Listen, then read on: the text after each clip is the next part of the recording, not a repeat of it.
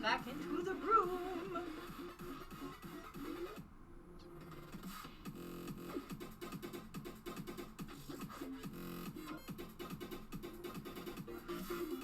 Let me know when you can see my stuff again. I'm gonna reload Twitch up here. See if I can see up here.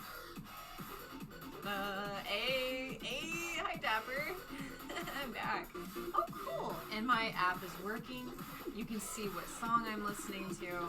It's very fun. Yeah, so we had a lot of issues with Discord. It just was not cooperating. So the show must go on. So we'll troubleshoot with Beta Fury later on and see what we can do. But for now, we're gonna go ahead and finish up this because we have some orders from the Fiverr. And I'll drop that link here because everything was deleted. Feels bad, man. But got some stuff on there. If you want to take part of the show, you can do that through my Fiverr. I've set it up right before the Twitch to make that a possibility. And so we have a couple orders for that where we'll put some colors up here. Yeah. Thanks for being here. Do my best to see what I can do about making this show as community friendly as possible. So I like having guests. Sometimes the technology doesn't really cooperate with us so much, but we'll keep working at it. We'll see what we can do.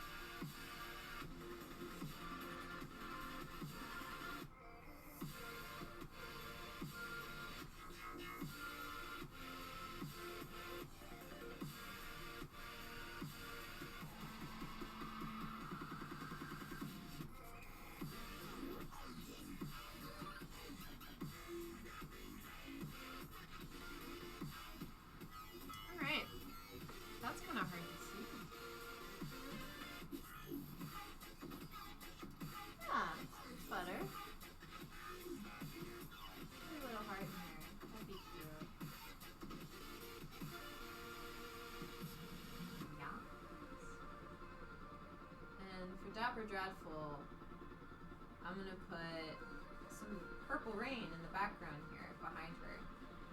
It'll just be fun.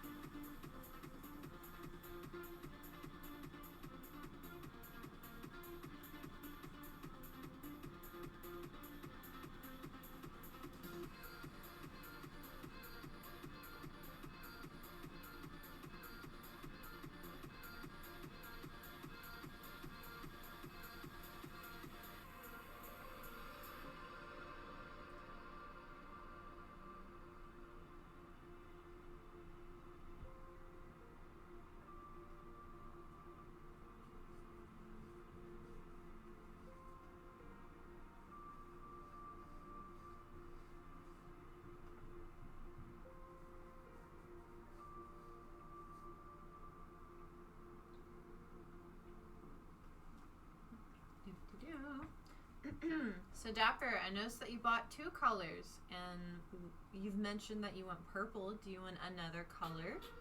You can add in another color because you bought one.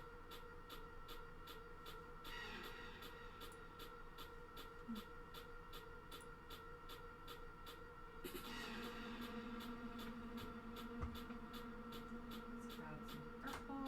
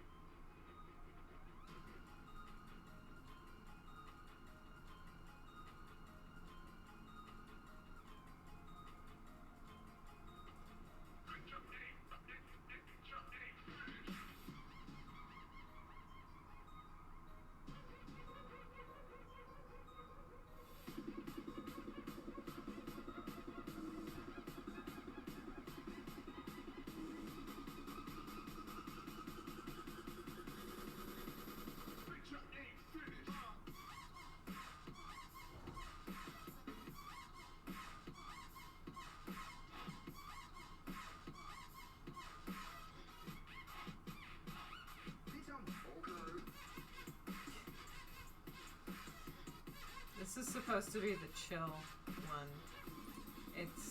Or no, this is the hype one?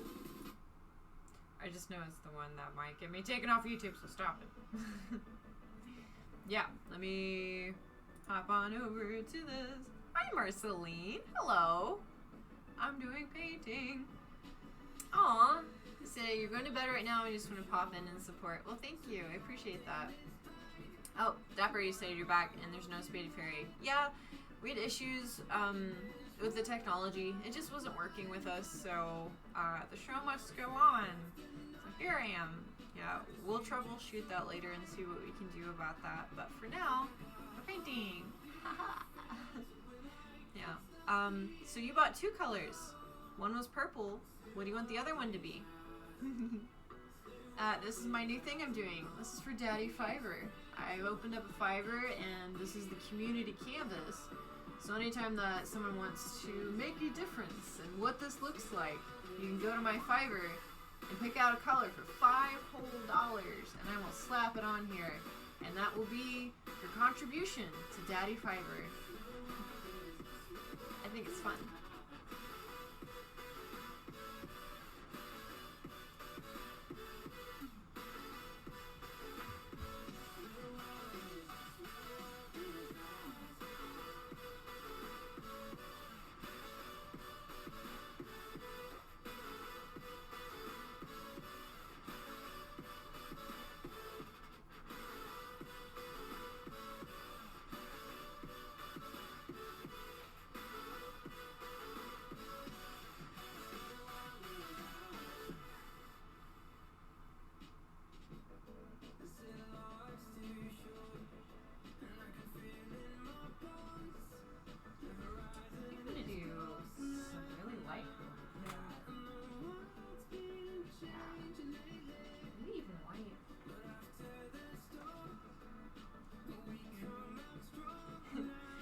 Trying to make sure I don't drink paint water right now.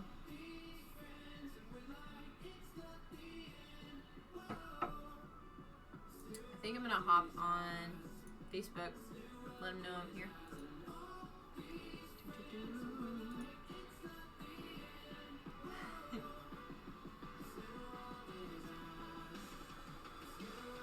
Oh, Marceline, you're so sweet.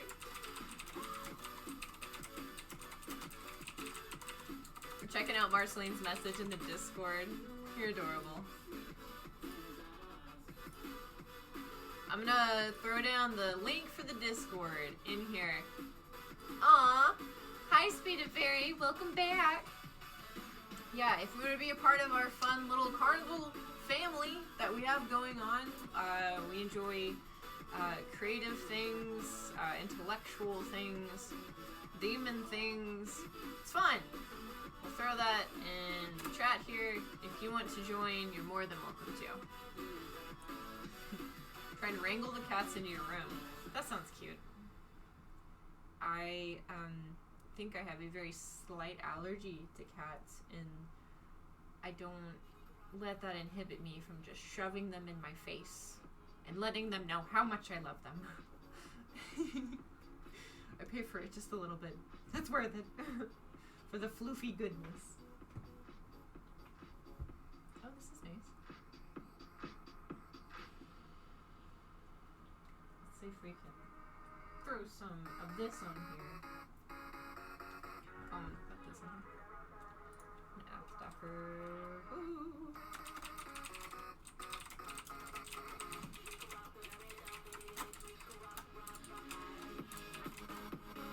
Hello?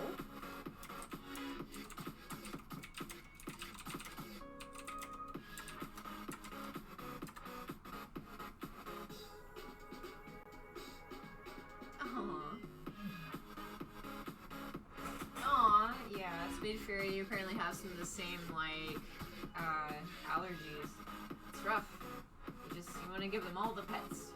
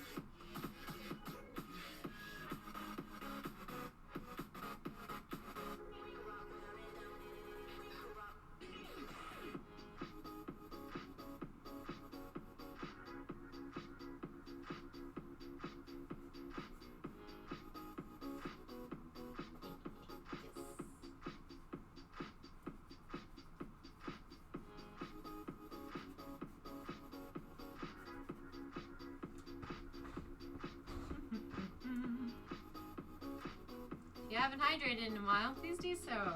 It's good for you. We're mostly made out of liquids. Words. Don't pause. Press play.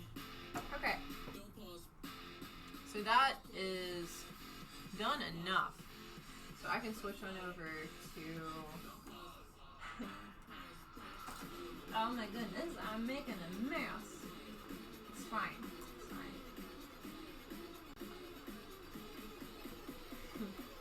My mouse is covered in paint.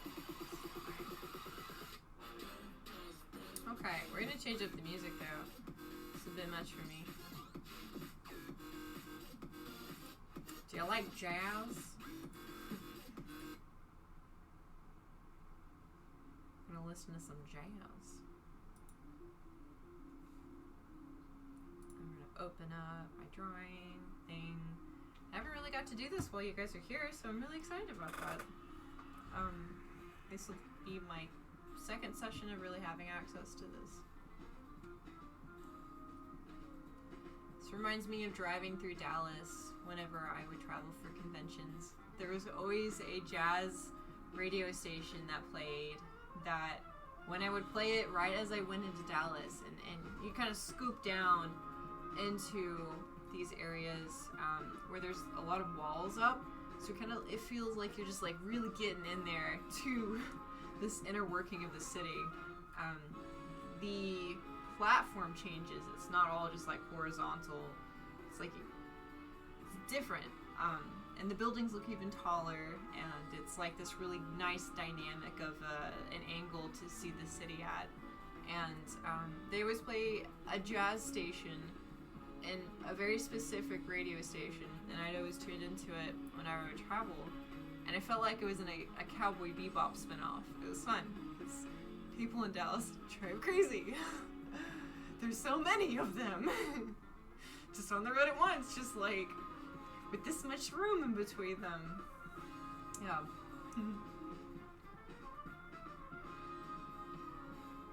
Oh, you're fine, Dapper. Yeah, I just wanted to make sure that you got what you paid for. A color on the Daddy Fiber painting. Putting all kinds of stuff on there. It's getting there. Interested to see what it looks like over time.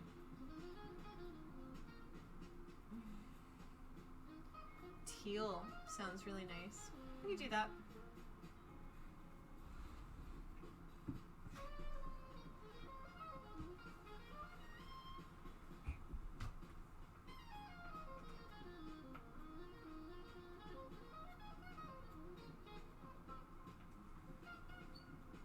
We'll do teal collarbones. Because why not? And maybe some shading to the side of the face.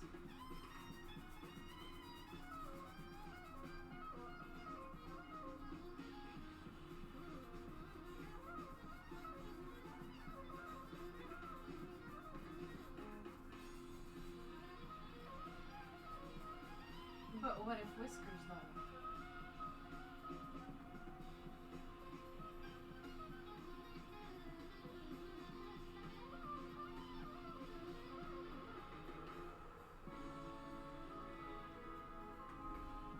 Yeah.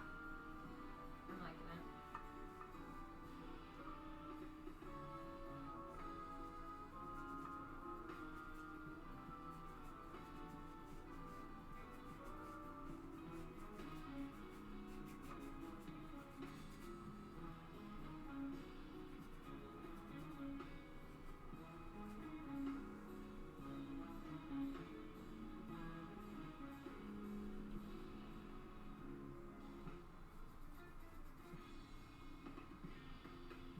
Aberdraftful really likes cats, so we're putting whiskers on the painting. Yes.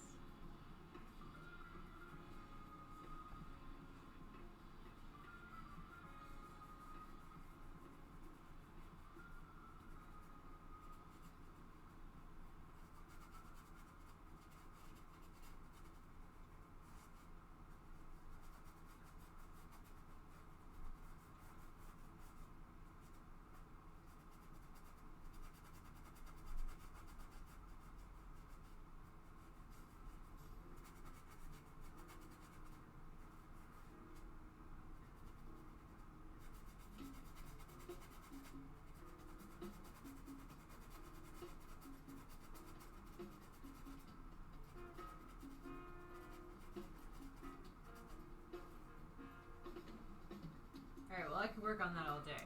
But let's not do that. I'm having fun. Aww. Ooh, Spade Fairy asks, has anyone played the new Story of Seasons game? Because I can't stop thinking about the cows and how cute they are. I'm curious what they look like. Let's find out. Story of Seasons. Pull this up here and then I can drop it down.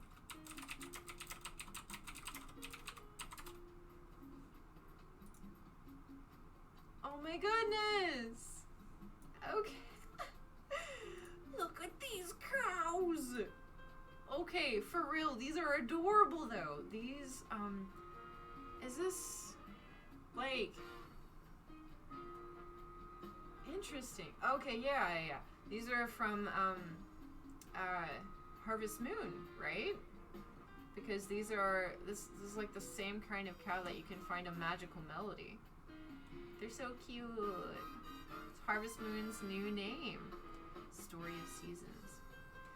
Interesting. Look at them in their cow costume. Oh wait, you can't see it. Let me show you these cows. That's not the right one. Yeah? Sure.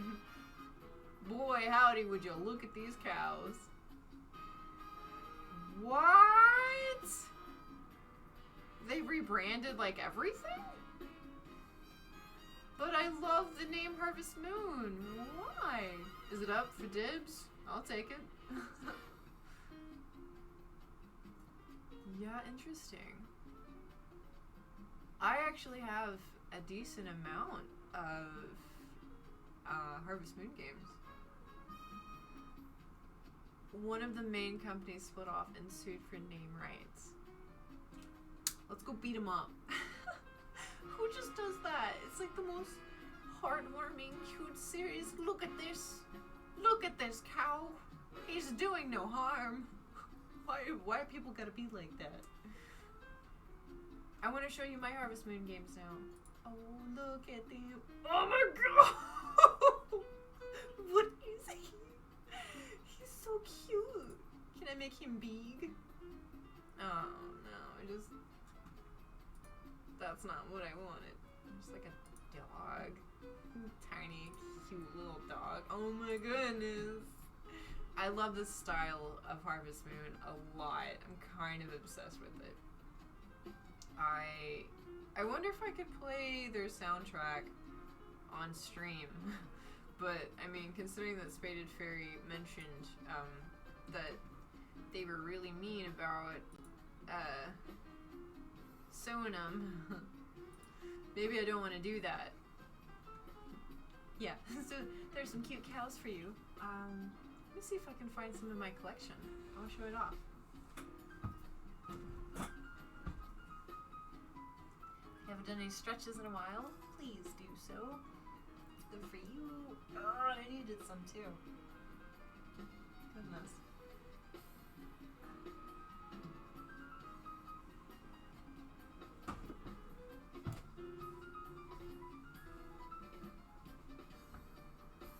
Oh, there's so much more room over here. How lovely.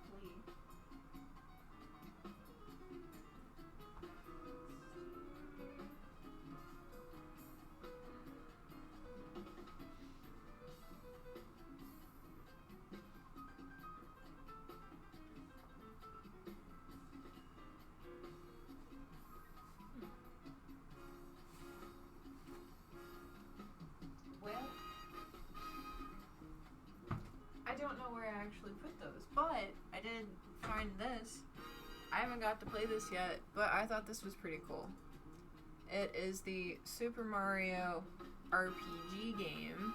Apparently it's kind of rare. And I got one. Hopefully it works. Yeah. I'm a part of a few different retro gaming groups on Facebook, and people kept talking about this game, and I was like, I saw a listing for it locally, and I was like, no way. For real? This game that everyone keeps talking about? They always talked about that and Zombies at My Neighbors. And Zombies at My Neighbors was honestly the reason why I was there. I kept trying to find it. And Arcadia had a copy for a long time, and someone stole it. And I used to go in there and play it sometimes. I didn't go very often, but whenever I did go, I darted to that because I wanted to show the game off to people. Because I think they're fun. So I'd like to play this sometime. I don't have like the system for it yet, but it's on the list. Dude, Zombies Ate My Neighbors is where it's at. Like the soundtrack and everything, and the gaming style, like the gameplay. It's a co-op, but you travel together in this cute little pixelated thing. I think it's why I like Death Row to Canada so much, because it's very similar. It's just like a multiplayer kind of thing. It's fun. You get to like be these little creatures or these little characters and mess stuff up in a punk way, and you're all cute and get to travel together and get loot.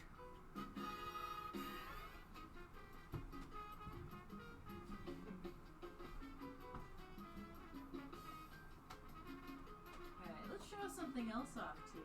What are we gonna do? What are we gonna show you? Let's show off. You know what? I've been wanting to see this again for a long time. Yes.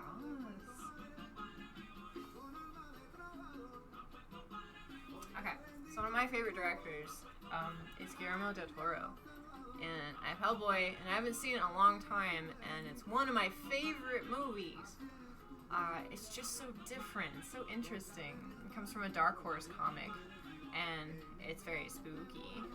And they do phenomenal makeup. It's not all CGI. Like the guy who's Abe in this, he had to sit in a chair for hours at a time as they apply these layers to him. And he's actually really famous, just not a lot of people know what he looks like outside of costume, because that's his thing. He's this like ridiculously tall, lanky man that is so sweet, and he's really cool. And I was going to meet him at one of the conventions that I was going to vent at, and then the world shut down. So it's on my list.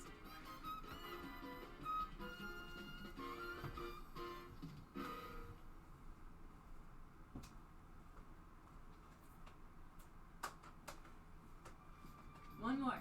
We'll do one more, and then we will do some drawing.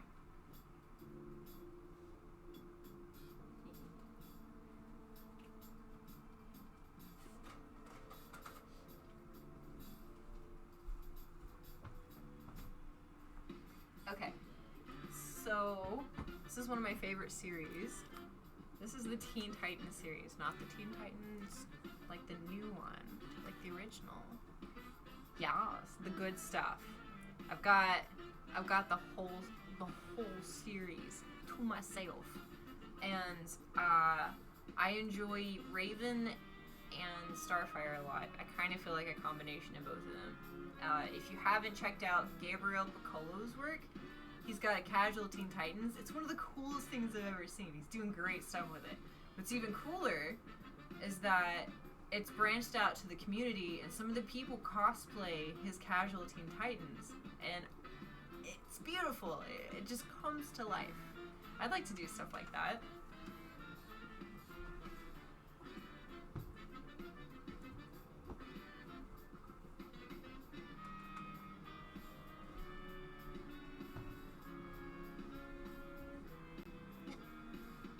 I've got bread. I'm a bunch of bread.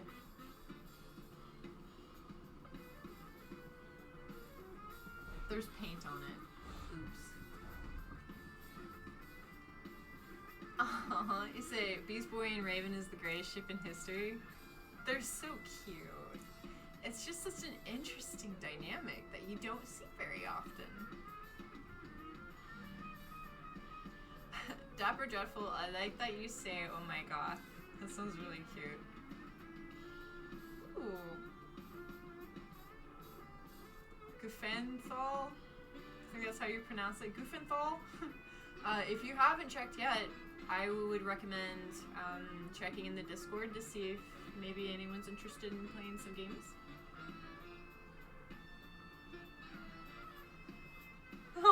No!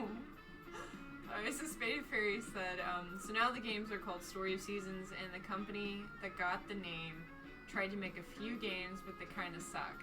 You know what? Karma. How dare they just pick on the little guy?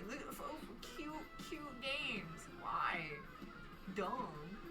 Yeah, so we'll all support Story of Seasons. Yeah.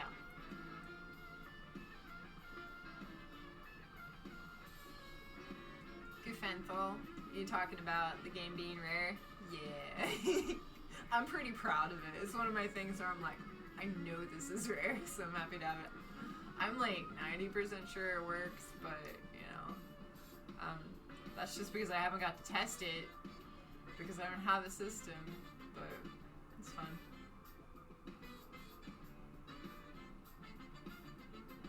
Dapper and dreadfully, you're gonna rob me? No, don't. Stop. Get help. Arcadia is so cool. When the world opens up, we should just like throw a party there. Dude, the owner is so cool. I'm wanting to do some kind of like charity for him, but I gotta stabilize myself first. But once I'm done with that, I love what they're doing, and I know that they've been hit hard with everything that's been going on. So if I can do anything to maybe get some prints out and do some sort of like relief fund for them, I just appreciate them so much. And for any that don't know, Arcadia in Fayetteville, Arkansas is one of the coolest arcades ever. Dude goes out and fixes up towers and actually makes them be able to function again. And he's got quite the collection. It's one of the largest, I think, in the northern part of America. But it's growing all the time, and he's put a lot into it. He put like his heart and soul into it, and so I want to make sure that like he doesn't get like knocked over by 2020, you know? Send some support his way. My mom is also talking about this place in, I think it's Hackett, Arkansas, that they're doing a lot of work to make up for the lack of animal shelters around here. And I don't know who's funding them, but it's something that whenever she was able to bring some dogs to them, they gave them shots, they took care of them, they had like these really nice setups for them to have blankets and heat and whatnot. So eventually, when I'm more built up, that's like my passion, is to find all these people that are doing good things and then give them support. I'm gonna find out who it is and share it in the Discord because I think that'd be cool.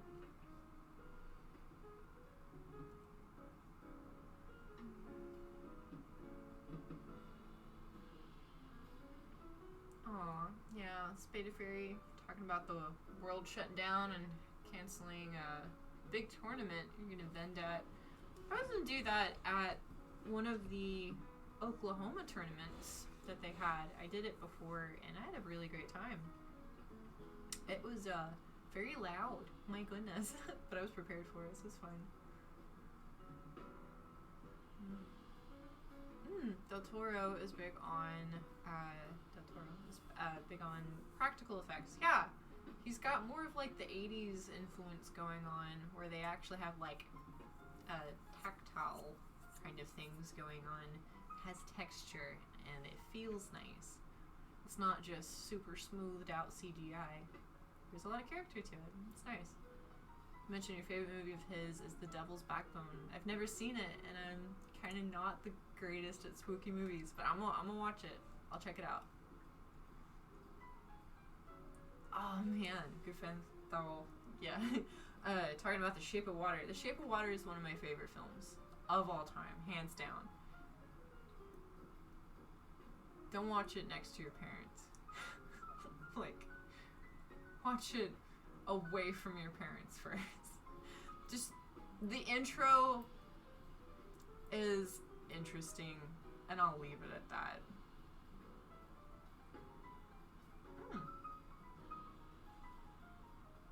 Dapper Dreadful says Titans on HBO Max is actually insanely good.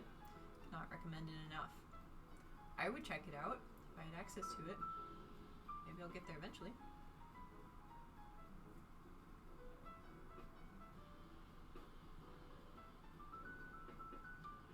Ooh, you see you grew up with a copy of Earthbound?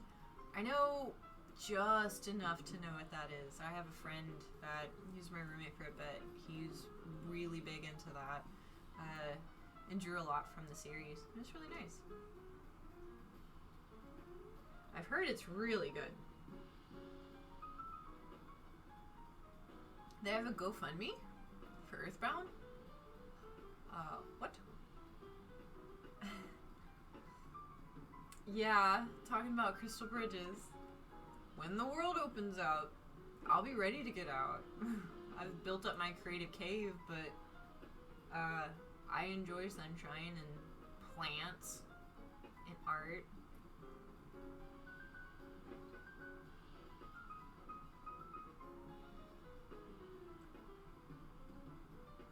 What? Oh, okay. Guthenthal.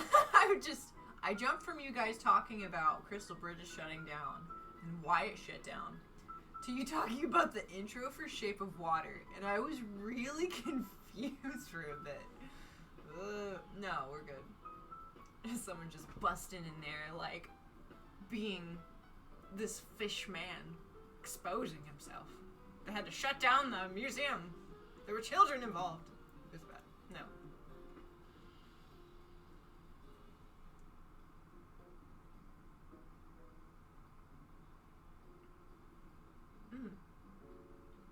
Oh, interesting. So Crystal Bridges is open. They have limited time slots. You have to reserve tickets. Only a couple of people in the museum at a time. Wow. Okay. Arcadia had a huge GoFundMe, and I had like 277% of their goal. I'm so happy for them. Good. I'll be honest. I've been so worried about them. I'm like, I hope it's okay. Of like all the things, I really want to go check it out. They expanded. Maybe I can still help them. I just appreciate what they're doing so much. They're preserving an art form.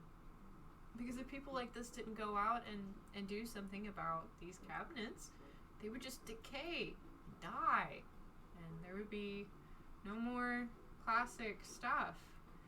So it's cool. I like what they're doing. And their prices are really good. Like, they're really reasonable. I mean, it's not like a pay at every machine type of thing. You pay like a flat fee, you go in and you play as much as you want. They're great. Recommend them. Okay. Let's do some drawing. Let's figure out how we're going to show this. Because my scenes got a little messed up from New Year's. That's not what I want. Let's see. Huh.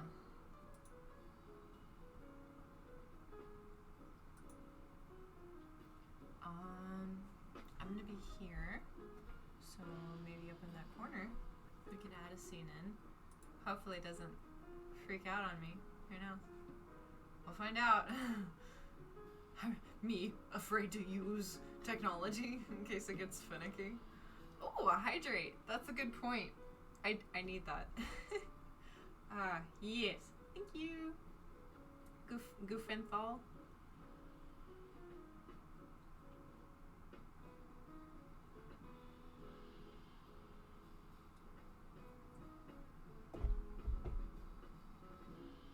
Okay, so before I start, I'm gonna throw down my Fiverr link. So if you want to see something specific in the drawing that I'm doing, you can follow that link that's in the chat and can make it happen. It goes based off of topics. Topics are anything from like a color to a theme to an animal, piece of fruit, things of that nature. And there are certain figures that you can have with it too. Just whatever works. Oh, interesting. Okay. Dapper Dreadful, you say you repair printed circuit boards all day. Repairing arcade cabinets would be easy. That's really cool. I wonder if maybe we can go on like an excursion to just collect a bunch of arcade machines that don't work and make them work. Because most of the people look for the ones that work. Most people don't Frankenstein them. But if you can find out how to Frankenstein them and actually like make them work again, I think there's definitely some good stuff to get out of that. Okay. Let's go back to OBS and get it to where you will be able to see what I'm drawing.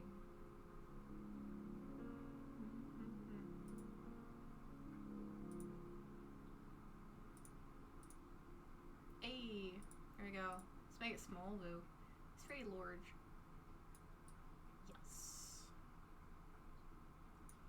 It's still very large. It's big.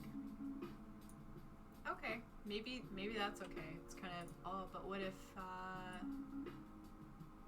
yes, moving around stuff.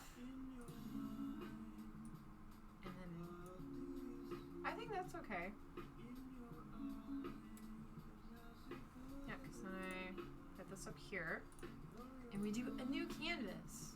And we do one that I can print. I can make into a print. If you want this to be larger, let me know. And if you get anything through my Fiverr, just let me know in the chat, because I have these two things up. And I'll check it every now and then. Okay, so I need some prints. I'm opening up a new shop and I want a bunch of prints. I never get to do prints. So, what do I want to do? I know I like mushrooms, so we'll do a few of those. Just conceptually, they're very interesting. Oh, you know what? Okay, so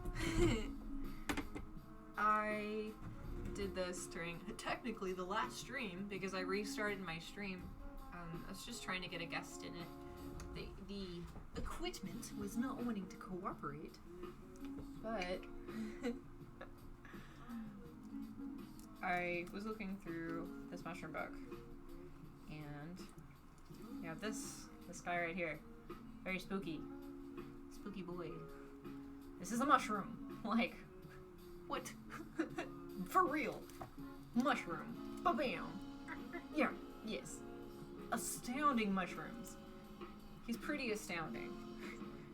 So I put little googly eyes on him. And I think that would be cute to draw. So we're gonna do that. It kind of looks like he has like a little smiley face. Oh, and a little eye shine. He's so precious. I think he's carnivorous. So we'll draw him. I'm pretty stoked about it. Looks like a turnip that just... Let's do... maybe like a dark purple for the background. So we have like a glowy thing going on.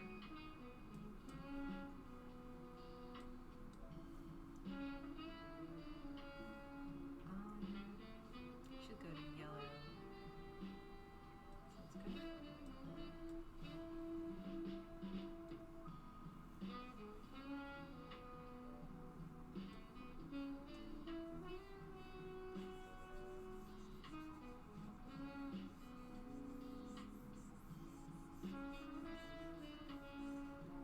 This shape kind of reminds me a little bit of a Chow from some of the Sonic games. I like them a lot. I kind of like super obsessed over them.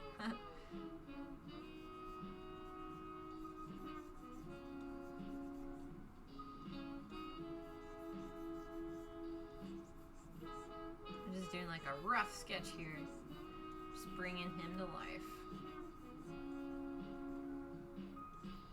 Let's make his head a little bigger.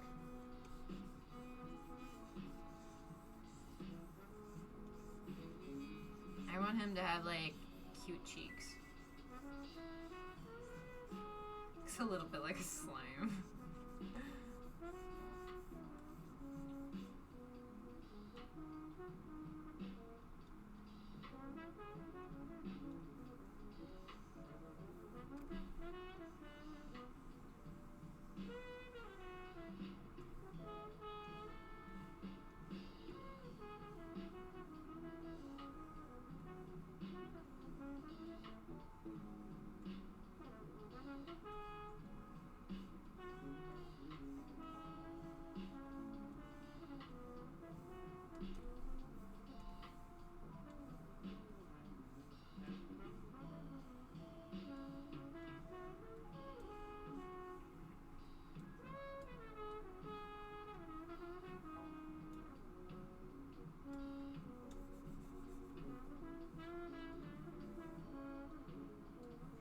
If you have any questions while I'm drawing about the program, about design, about anything like that, just let me know. I'm very happy to share anything that I've learned.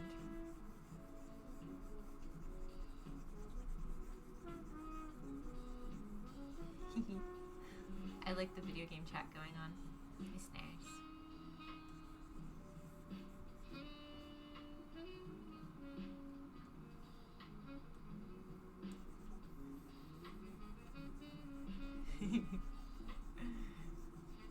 He's having a magical experience.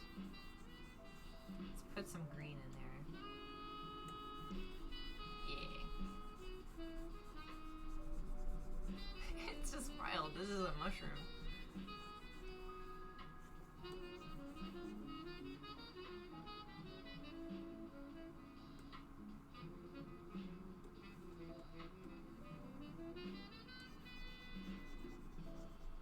It's a little bit lighter. Let's go lighter. And more red. Yeah, it's cute. Kind of looks like an onion.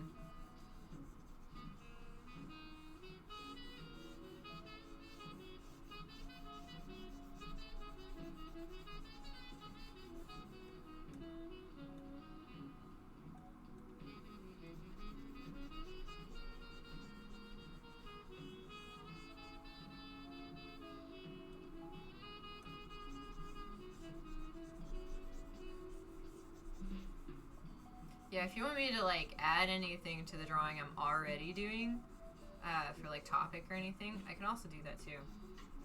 So you don't have to like pick out like a whole drawing.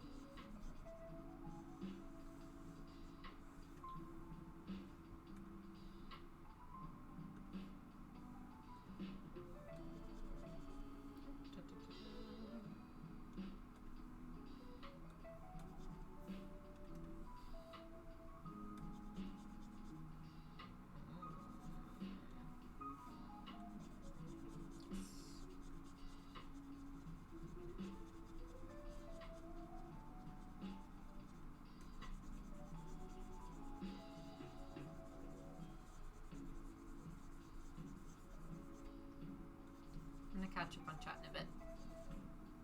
Right now, I'm getting down his little legs. His little weird mushroom legs.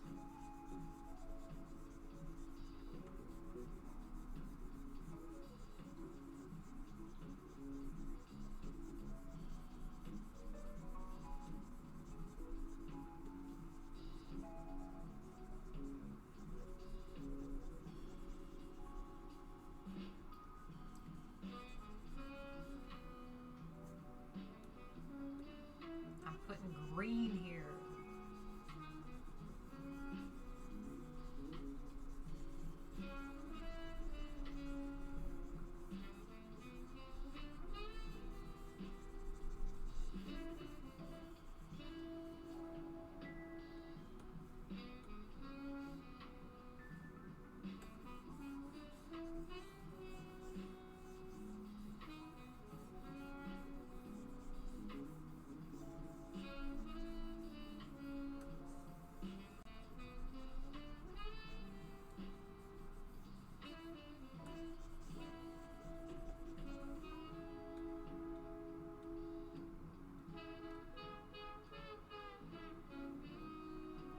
gonna catch up on chat, but first, the real reason why I never get any of my drawings done. No, let's do this. Yeah. Just messing around.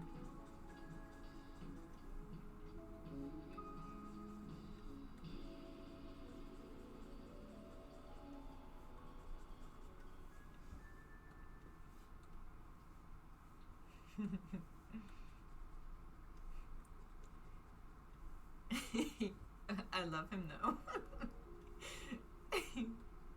Look at him. Mushroom Man.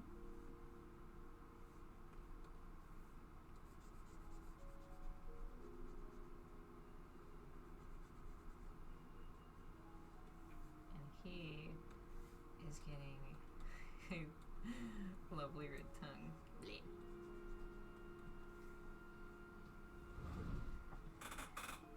Alright, I'm gonna check up on your, give him a little mouth. Yeah. Good call. He needed one. He reminds me a lot of the horse off of Adventure Time. Not the James Baxter one, the creepy one. The one that just keeps staring. I'm gonna catch up on chat real quick. Da-da-da.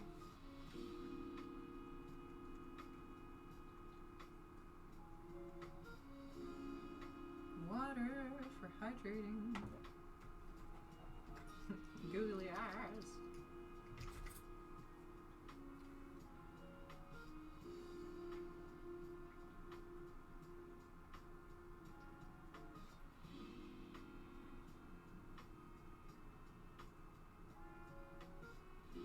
Do a mushroom person like those guys in Dark Souls? I don't know what that looks like. Let's find out.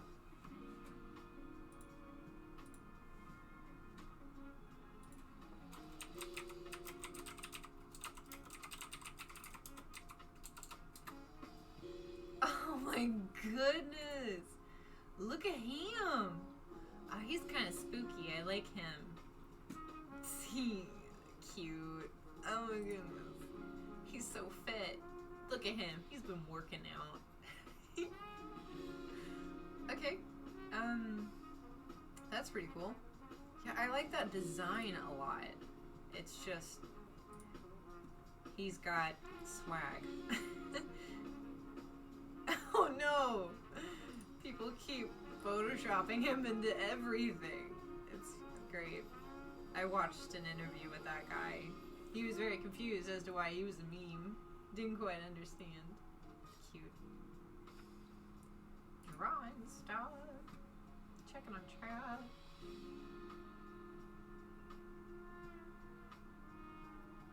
Aha! Yes, the neckline of the Chow have the same shape. Yeah, they're so cute. I would love to have a Chow plushie. That would be adorable. Ooh, goodness. Oh, you played Sonic Adventure on Dreamcast. Yeah, okay, so you're a really big fan of the Dreamcast. There was a video game that I'm like 90% sure was on the Dreamcast, and it was about this boy that was on his floating bed, and there's a movie about it, and I don't know what it's called, but I'd like to find out. I found it forever ago, and I forgot again what it's called. But that also makes me think of the Aladdin games and the Lion King game for the SNES, and those were just ridiculously hard. Oh my goodness. Dude, the Chow game, like where you could upload your Chow on the Game Boy, that was so overpowered. You just make them eat, like the only fruits that they would eat would just be the fruit that would gain their skill levels. It was so cool. It was like way ahead of its time. Just that whole thing. And I'm waiting for them to come out with it again for like the phone, but I don't think they understand there's enough interest. like a Tamagotchi, but a chow, you know, but it's for your phone instead of just the Tamagotchi. I think especially in Japan it would be really big.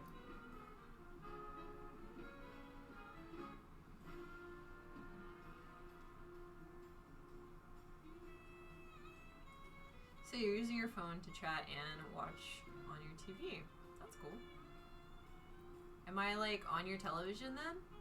Is that Goofenthal? Does that mean I'm like on the TV? Is that what's happening right now?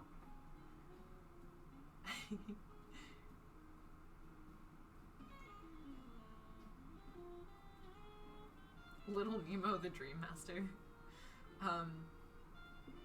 There's a thing that I don't think we started it, but I think I just participated in it. I've got a buddy, Brandon, and he's got this thing that he does at conventions where it's like a Finding Nemo joke, and it's like an inside joke, but he just goes up to people and he's like, "Give me back my son."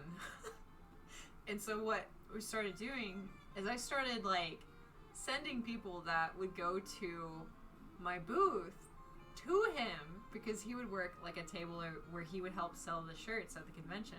And so I would send people from my booth that like we were just hanging out and stuff, and I was like, "Hey, you see that guy over there? Go over there and ask him where your son is." And like the first time I ever did it, he was so caught off guard. He just like didn't know how to react, and then just instantly was like, "Give me back my son." It was beautiful. Water for hydration.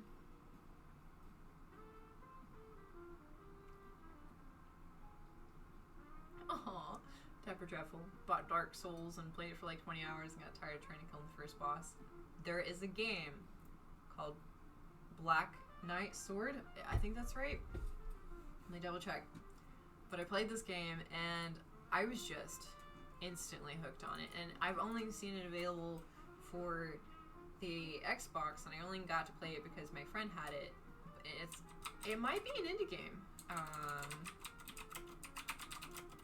Is that right? Yeah. Okay, yeah, this thing. Black Knight Sword, yeah.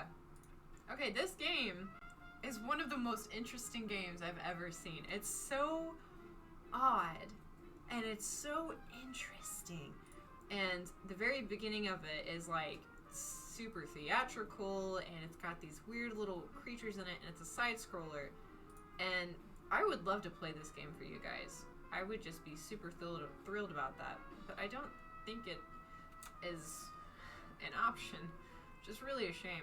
But it's kind of got some Dark Souls vibes where it's very unforgiving. You have to get good at the game.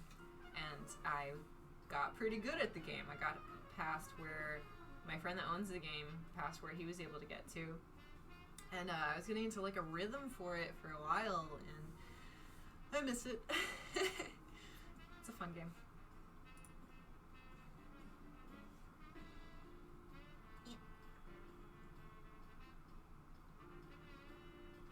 So you miss conventions? Yeah, I do too. I had a good time at conventions, at shows. I mainly just did like the vending thing, but even then, it was a different experience. I got to meet a lot of people. Oh, this is fun. Can I do this? Can she do it? Wait, let me see. Let me see what this looks like in real time in OBS. Okay, there we go. I'm also a huge Jim Henson fan. Like, oh my goodness. It looks like a bunny. You know what? We can do that next. I love him. It's like a bunny and duck. Yeah, this is why I can't ever focus on anything. It takes me so much like cognitive effort to like stick to tasks. I'm doing that a lot lately, and I've got like this fairy brain where everything's sparkly and exciting, and I'm just, oh, look at all the things. And lately, I've been like, we need to focus all the time. Lots of discipline. Doing my best about it. You know, jazz is nice. I got to decompress, but I think I'm ready for something.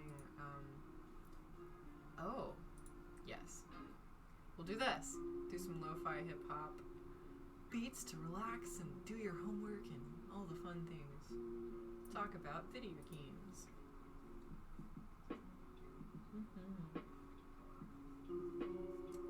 We're gonna take a small intermission and then we'll come back at it because I've been hydrating a lot. I'm gonna get more. So if you need to like pop out, take a break, that's what we're doing. We'll be back.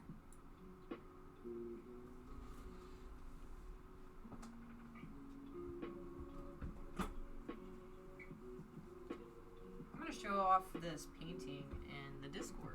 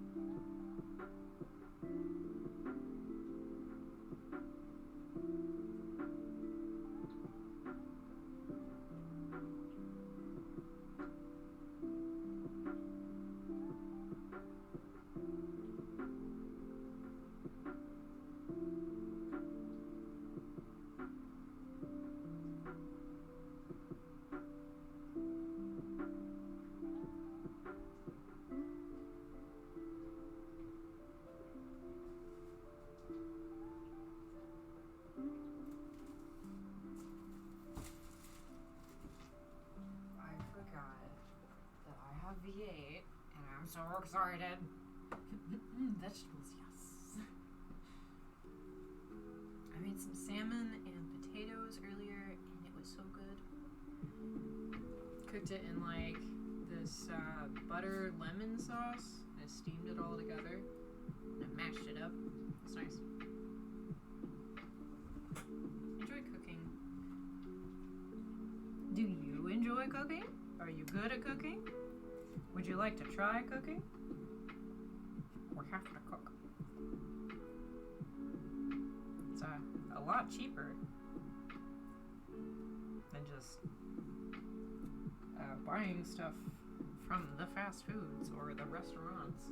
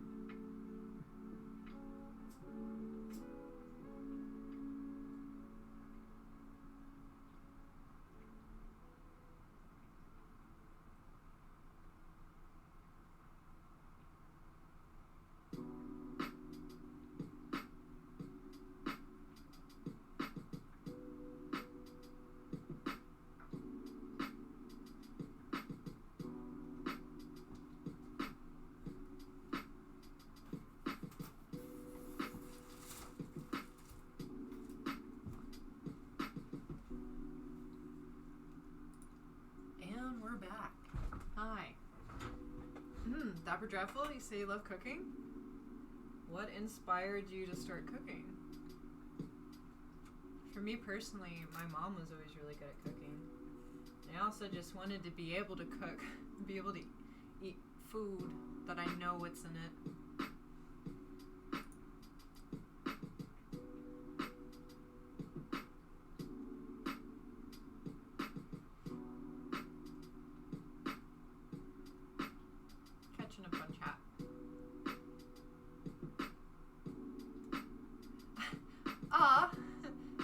You say you do the same thing. So I got some on your TV. Cool. Pow. I made it, boys. I am so famous.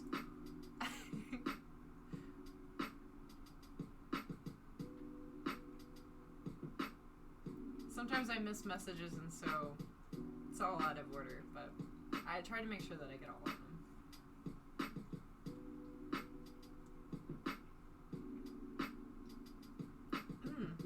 Dapper Dreadful, you say you miss festivals. What kind of festivals are you talking about? Oh, Jack, hi. Hello. We're talking about festivals. I'm glad you're here, because when I think of festivals, you're one of the people that comes to mind that I think would really enjoy them. I know that we did the convention route together quite a bit, but I want to go to music festivals a lot. I want to make music. I want to show up in the scene. I want to actually be a part of it, experience it as an attendee, but also as an artist, both musically and visually if I can. That would be really cool. Everything from the outfit to, I know there are some of them that you can go to, they have like painting stations set up. I think that's really cool. What I would really like to do is travel with different musicians and then paint for them on stage, and I can paint to the tempo of what they're doing and paint to like the style of what they're doing. That's one of my dreams, because then I could also take you guys with me as a travel vlog, and I could show you all the cool stuff. And maybe if I end up traveling with a band that you like, We could do like some behind the scenes stuff where maybe do like a Q&A for the band. It would be really cool when the world opens up. Aww. Dapper says if you're a vegan and you don't learn to cook, you end up eating nothing but the chicken nuggets. Yeah, Dapper Dreadful music festivals. Huge sweaty mosh pits. I would like to get my body like built up enough to where I could withstand the mosh pit. I'm far too dainty and delicate right now, but I think I can get there if I keep working at it. Oh, what? Jack, you also went to music festivals. I went to Rocklahoma, and I went to Panic at the Disco, and then I went to Warped Tour. Like, I think the last Warped Tour they had. And to be fair, with the mosh pits, I'm not opposed at all. I think it's a great area of expression if that's like what the moment calls for. But whenever I was at Warped Tour, they had these giant banners that were like, hi, if you keep doing this, we're going to get shut down and we can't have any more Warped Tour. And so I was like, oh, okay. And then people were like, it was weird. Some of the guests, like the musical guests that they had that were on stage, they were encouraging people to mosh while there were these giant banners saying not to mosh. And what ended up happening is there were a lot of people that like kind of got caught up in these mosh pits because like I guess like everyone else had been refraining, and then this one band comes out and they're like, hey, do it. And so like it started like popping up all over the place. And there were like people with like their kids on their shoulders and stuff, and people weren't being considerate, and I was like, this is it. This is the last Warped Tour. And it was. They didn't last much longer after that. It was a shame. My Chemical Romance Reunion Riot Fest 2021. Is that like a wishful thinking, or is that like something that's actually listed as gonna happen? Because that sounds really cool. I'd love to go out and see all the goths. Be great. Jack Sparrow. So Rocklahoma is the one I went to every year since like 2012. Up to when it got canceled. Oh, you interviewed a lot of the bands with your radio work. That is so cool. We should exchange, ideas, and I'd love to hear about your stories on that. Actually, do you want to be a guest on my show right now? Are you able to? Would it impede your schedule, or if you just want to be if you just want to be like an attendee, that's fine. Jack B Sparrow. But if Jack, you wanted to be a guest on my show, I mean, I know that you have like the setup for it. So if you wanted to do that sometime, I'm just kind of like reaching out to like whoever's like down. Ho! What's that? You want to be a guest through the Discord? Yeah. Let's do it. Let's make it happen. Yee.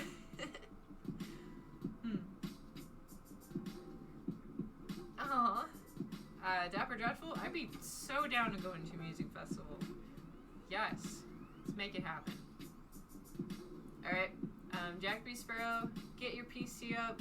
I'm gonna chill out a bit. Maybe do some drawing while you do that. But, make sure you're ready to, like, get you some snacks. Make sure you have some water. All the streaming things. But when you're ready, I'd love to have you on.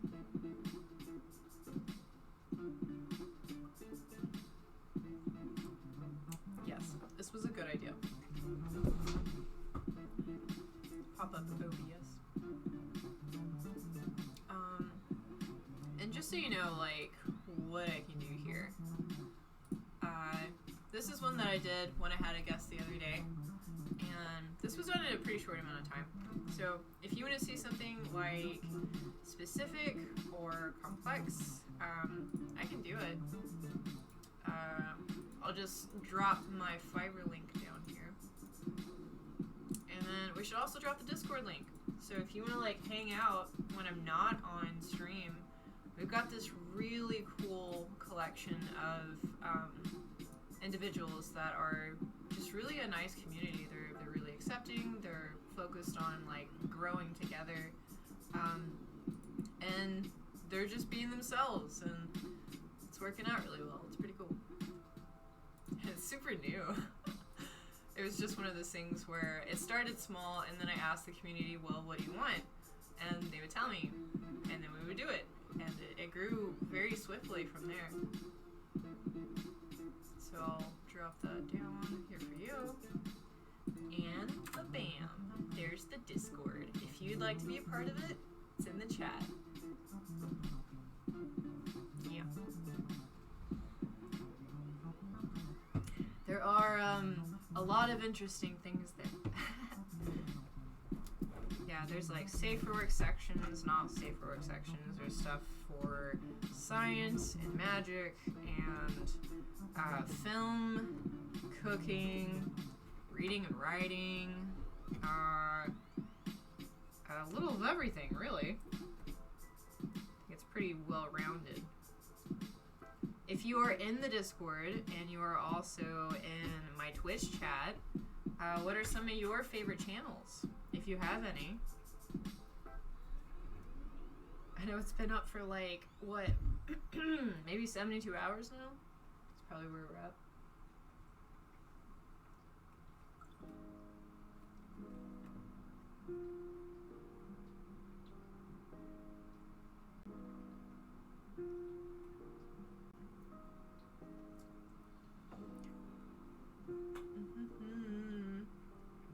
Aww. Yeah, make sure that you feed your kittens. There are angry cat noises under me. Okay. That was weird. Aw. Jack, you say when we come together, dreams happen. It's true. We work better when we work together.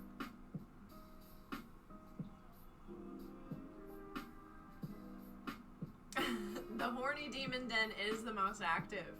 It was like the opening of floodgates. I guess people just wanted this so much, and there's no outlet for it. So it's really cool to see what happened with that.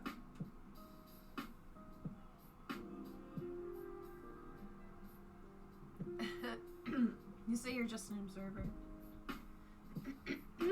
Yeah, you never have to like act like you're someone that you're not.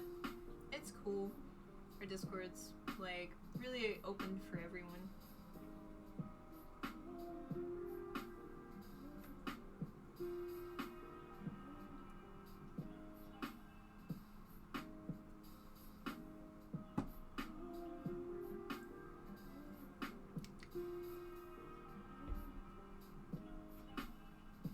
I'm still trying to process that it's not actually 2020 anymore. I'm not convinced.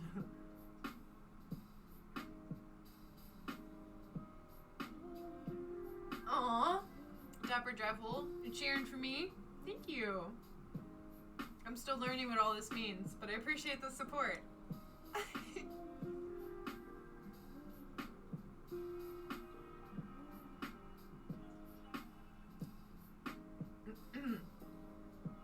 Oh gosh.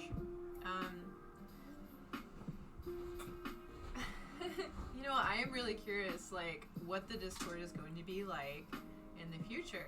Honestly, if you want it to be really interesting, invite your friends. For real, let's all hang out together. Let's do it online. And then also see where it goes when you get that many creative people together. I want to see people collaborate on stuff. I think that'll be fun. Everything from video games to scientific research to music, artwork, like visual stuff. That's my goal. And then also provide a support network for people.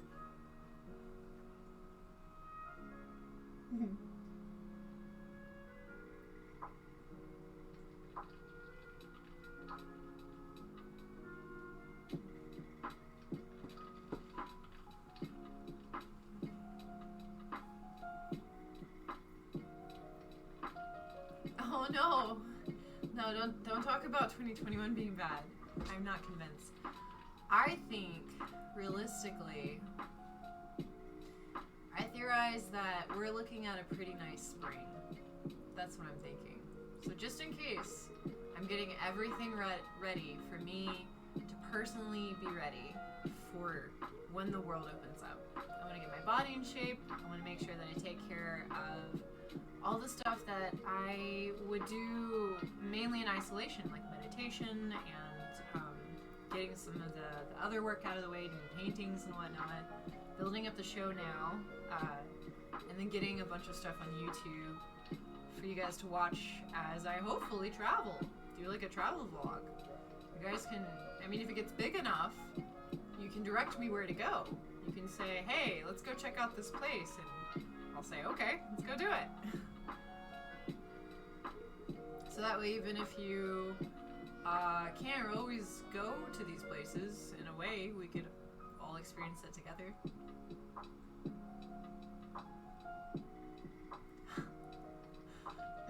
Goofenthal, you say your Facebook is banned for the next 18 days.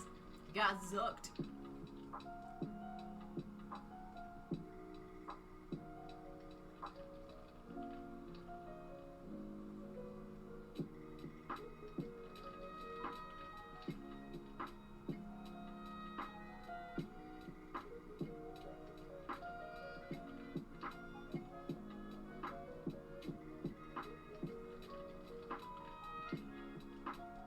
Upper body is messed up. It's ridiculous.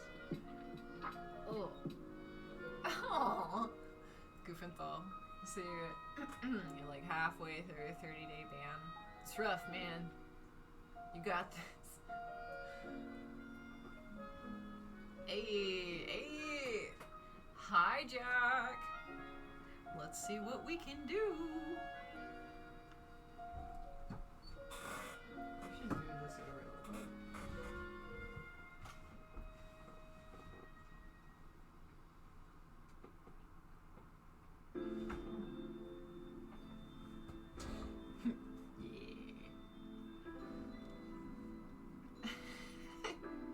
You say you're too wholesome to get banned.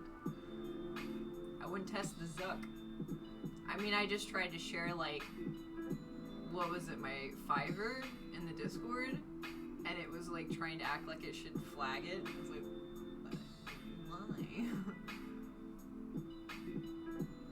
why? Goofenthal. Yeah, it is 4 a.m. There's a grime song about that. It's great. Aw, say if we'll keep it very ASMR, I can leave it on while you sleep. We'll do that then. We'll keep it chill. If this is like a good tone for that, we'll do that. And maybe it'll be chill with Jack too. We'll see. That is the exact saying that I say all the time, and I'm the only person that I know that says that. But yes, Grimes is great. Grimes is really cool. I really like all the stuff that she's doing. She's just an interesting character. And you know, there's, like, it's exciting that her and Elon both found, like, themselves drawn to each other. Because they're so different in what they're doing, but they're both artists. Just in different kinds of artwork. Goofenthal said, didn't like her last album. I haven't really listened to it. To my knowledge, I kind of jump around and I don't know, like, the names of the albums and songs as much. Yeah.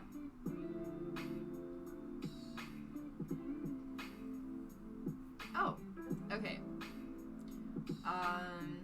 So Jack, what you're gonna do is just directly, like, we'll just do a video call just between us. We'll not worry about, like, servers or anything like that.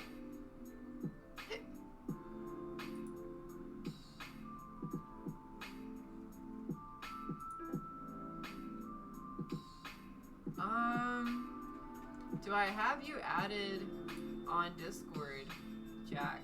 Are you the same? Da-da-da.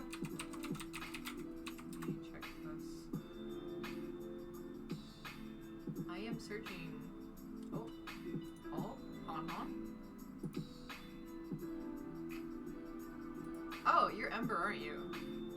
Yeah? Yeah.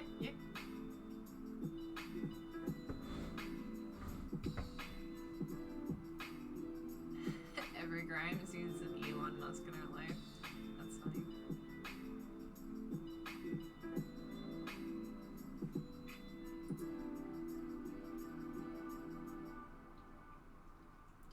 Do. Alright, so. Ah, cool. It's you. Alright, go ahead and give it a call. See how it goes.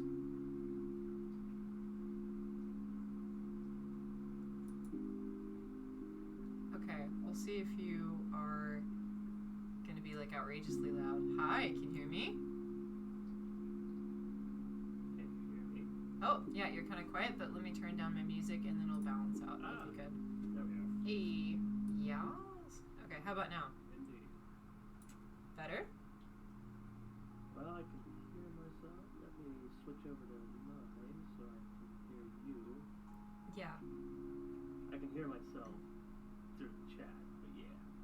Okay. Well, if you, I oh! just got done doing the stream, so everything's calibrated to something else right now. I see what you're saying. Is there any way that I can assist in this process? Also, I like your profile Yep, picture. there you are. Da-da-da. And thank you for the... Alright, well now I can hear you out here. Yeah. Cool. Yeah, if you're up for video call, we could do that too, but if you just want to do this is fine as well. If it's Currently, your profile. I have no shirt. Okay. Alright. That's fine. If you just want to kick it like this is good. That's fine. Yeah. Oh, but how are you? I'm doing pretty great. I'm trying to see if I can like make this larger, make big. I wanted to show like our profile pictures Yeah. because I know it does it with like the video, but maybe it doesn't do it with this. I think so. Pretty sure it will. That's okay. I will just. Reach.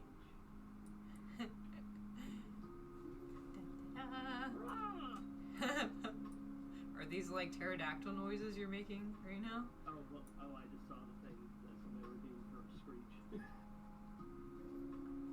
Oh! Stretch. Never mind, that's Stretch.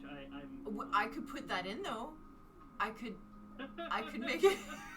I could make it to where I'm just like, ah! It's ironic because that's something I do in my streams here and there. Is I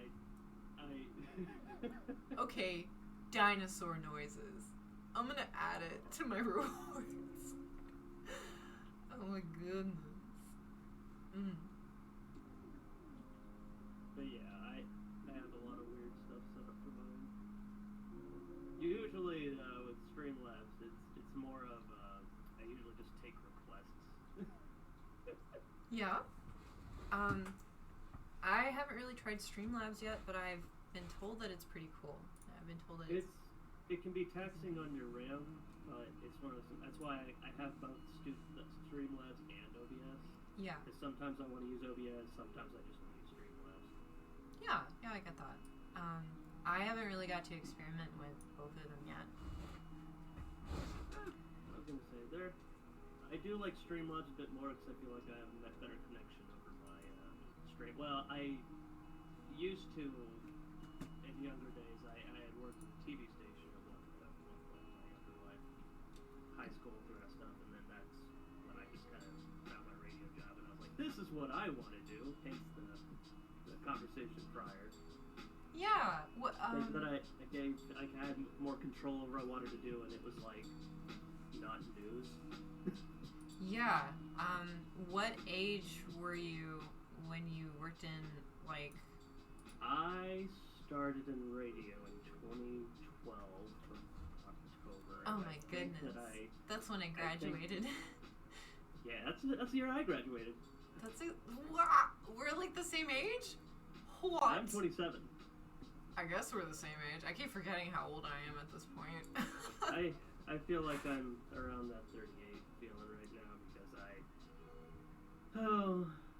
I was gonna say I went to my do my scoping here recently and to see how my ulcers in my stomach have been doing. Oh my so. goodness. I've been really worried about that. I know you are like stressed to the max all the time, and that does not help that situation. But it's stuff like this that makes me feel whole. I'm so happy. That's what we're doing here. We're spreading some good, happy community love. Indeed. Sorry it's been a hot minute that I haven't really been able to talk too much. I haven't wanted to bother you or interrupt you from your stuff.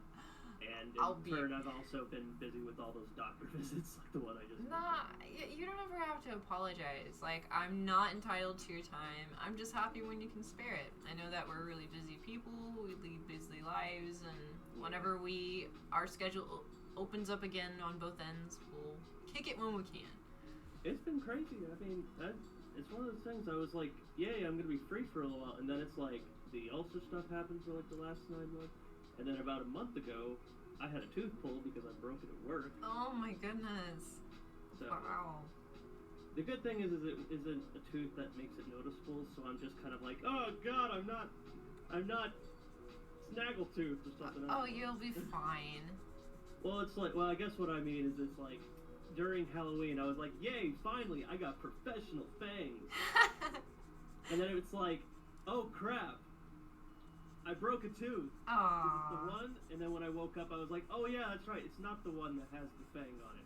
I don't look that bad.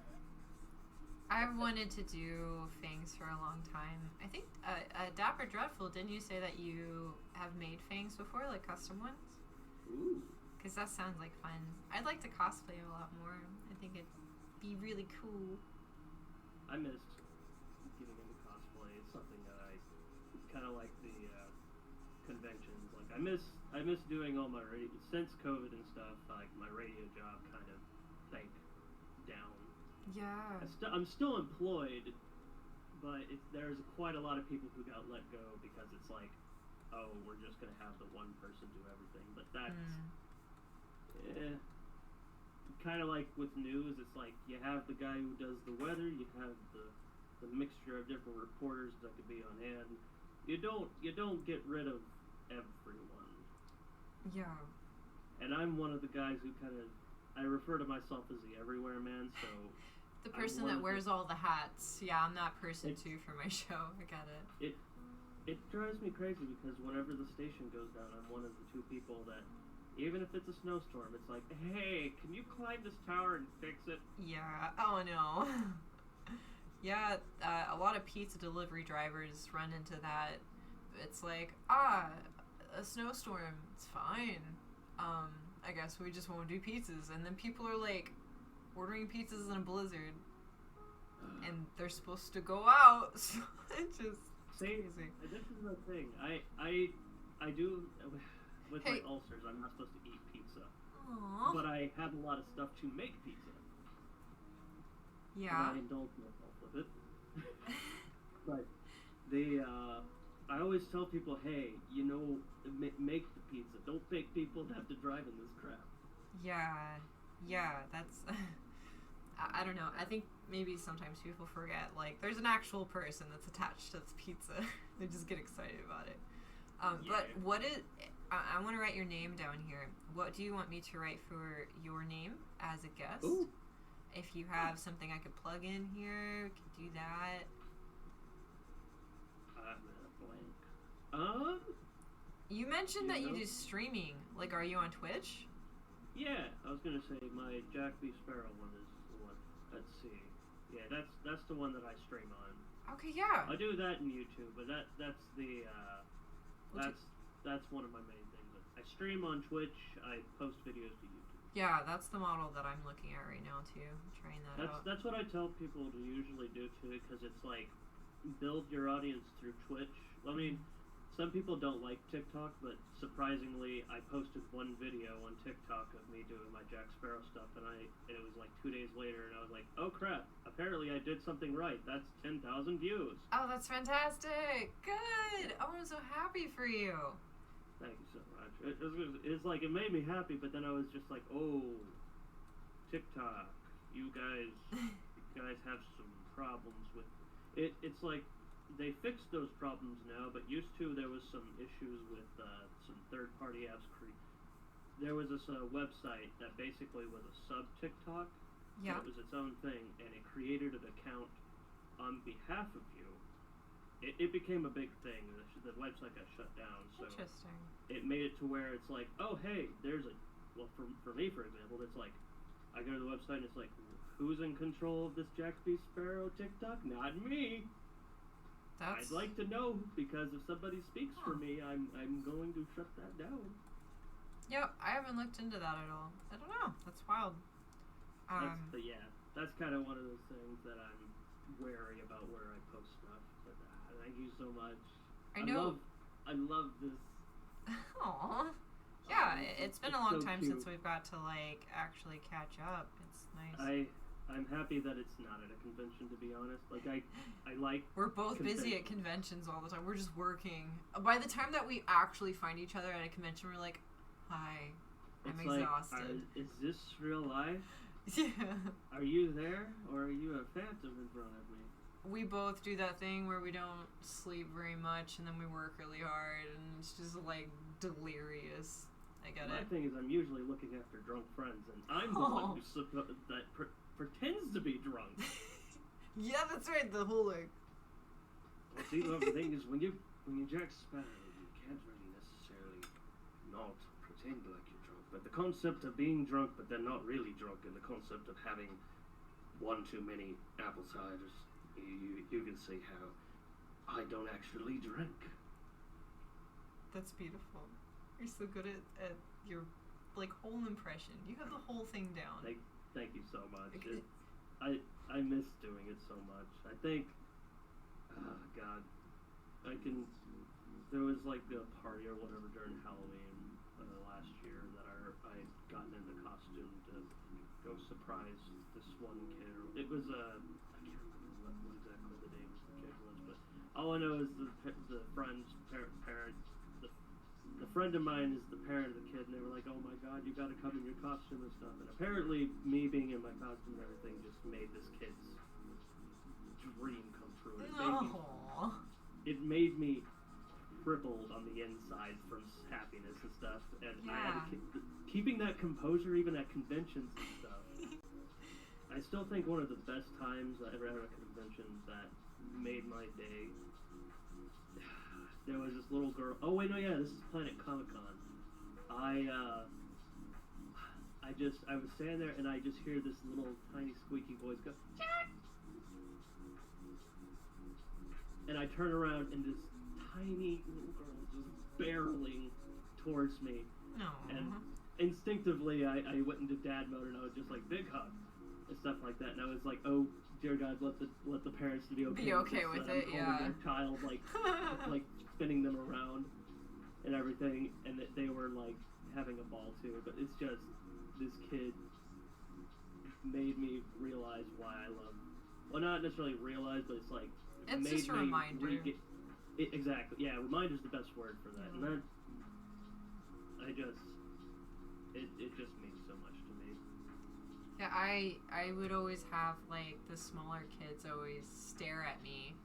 Because I had this whole like fairy look thing going on, and every time I catch them looking at me, I'm just always like really friendly to them and make sure I'm nice.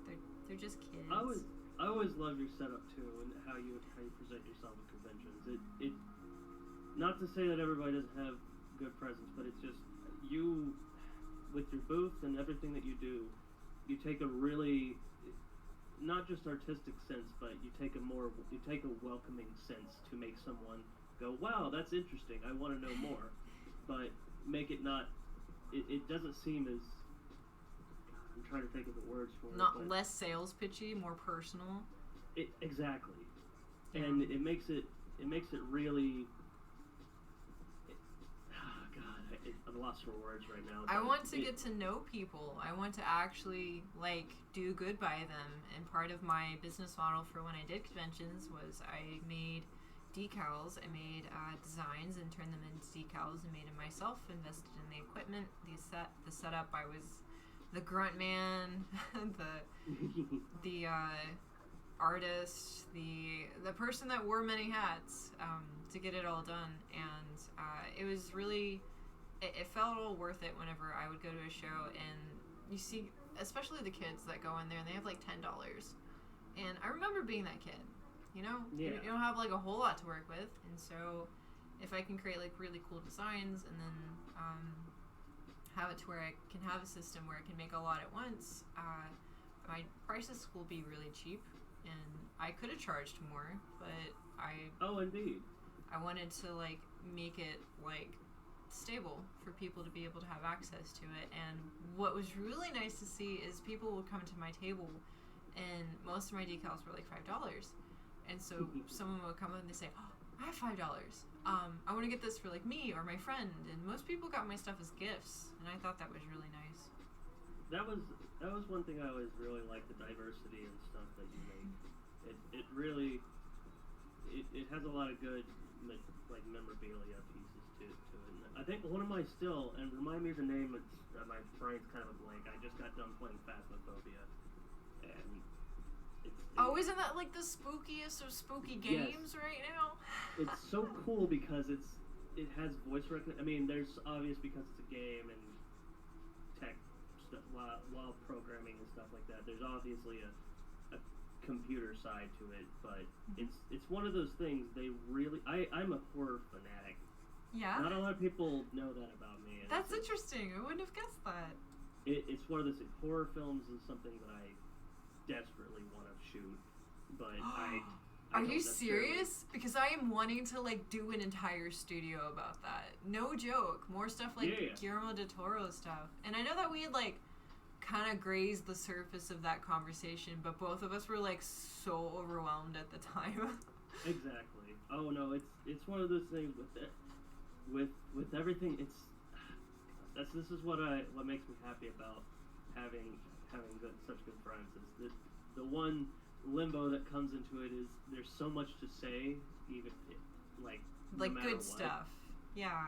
And getting caught up with so many different ideas and stuff. That's one thing that really, again, why I'm happy to be here for one, is I'm very indulged in being able to enjoy what I love, not just by myself, but to be able to talk about it in someone who also enjoys these things. It's nice to share our passions. Exactly. And kind of like with horror stuff, like for example, I loved Alice Madness Returns. That's one of my favorite games. I have like many favorite games. I've seen pictures of this. It looks so cool. I'll throw it up on screen so people can see it. See, I can't wait for the new game. Like, so there's the Alice Madness, and then there's I forgot the name of it, but there's Alice Madness Returns is the second one that I really like. Madness? And then Alice Asylum. That's gonna be the new game. Yeah, look at those ratings. Wow.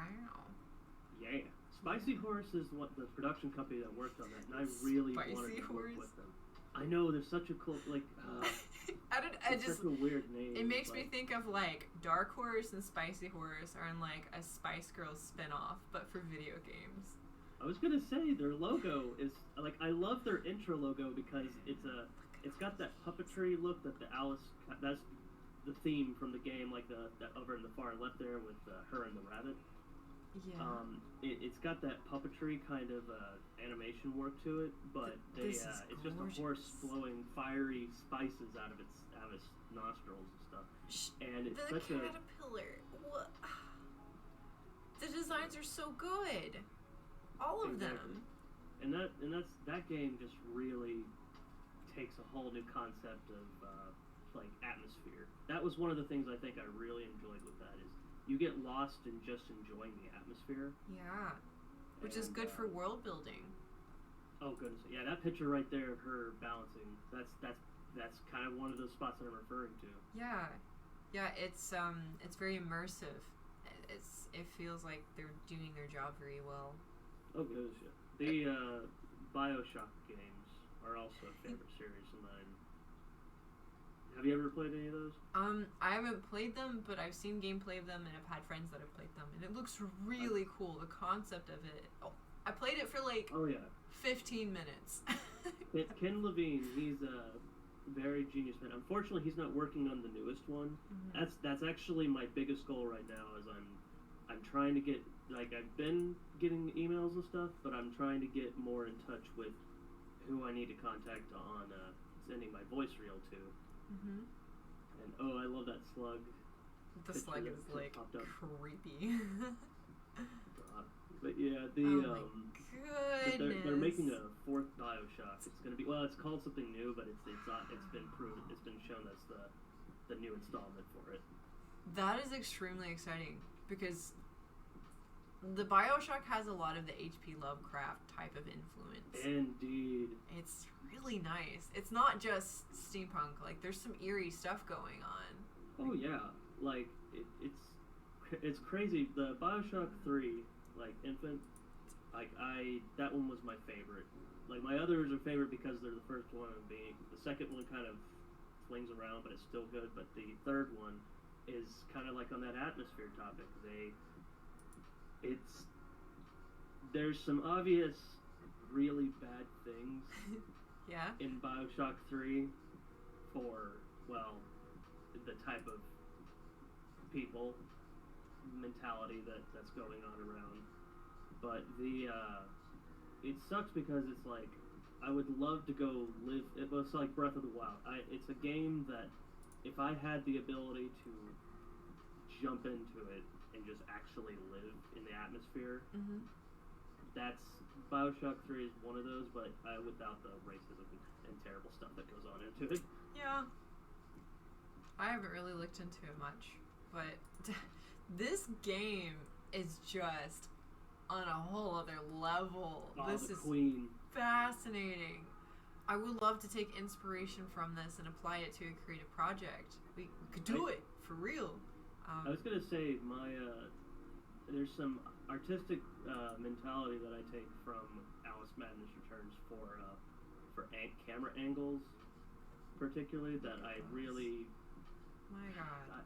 There's just so much that went into the games. Plus, great music too. Yeah? That's the other thing with it. Makes a big difference for production. Danny Elfman is in pretty much all of Tim Burton's work. They work really well together. Yeah, I actually called that in the Batman movie that my roommate showed me the other day. I was like, this is sounding a lot like Danny Elfman. The one with Michael Keaton? The one with Jack Nicholson. Oh, Yeah, I watched it for the first time and it was so cool. I had such a good time. It was very good for my painting too. Oh, yeah. There's so many good, there's so many good things in this world. It's kind of like Marvel. It's been ridiculous that what Marvel's been showing that they're putting out. We're getting also the new Blade film. There's a new Blade?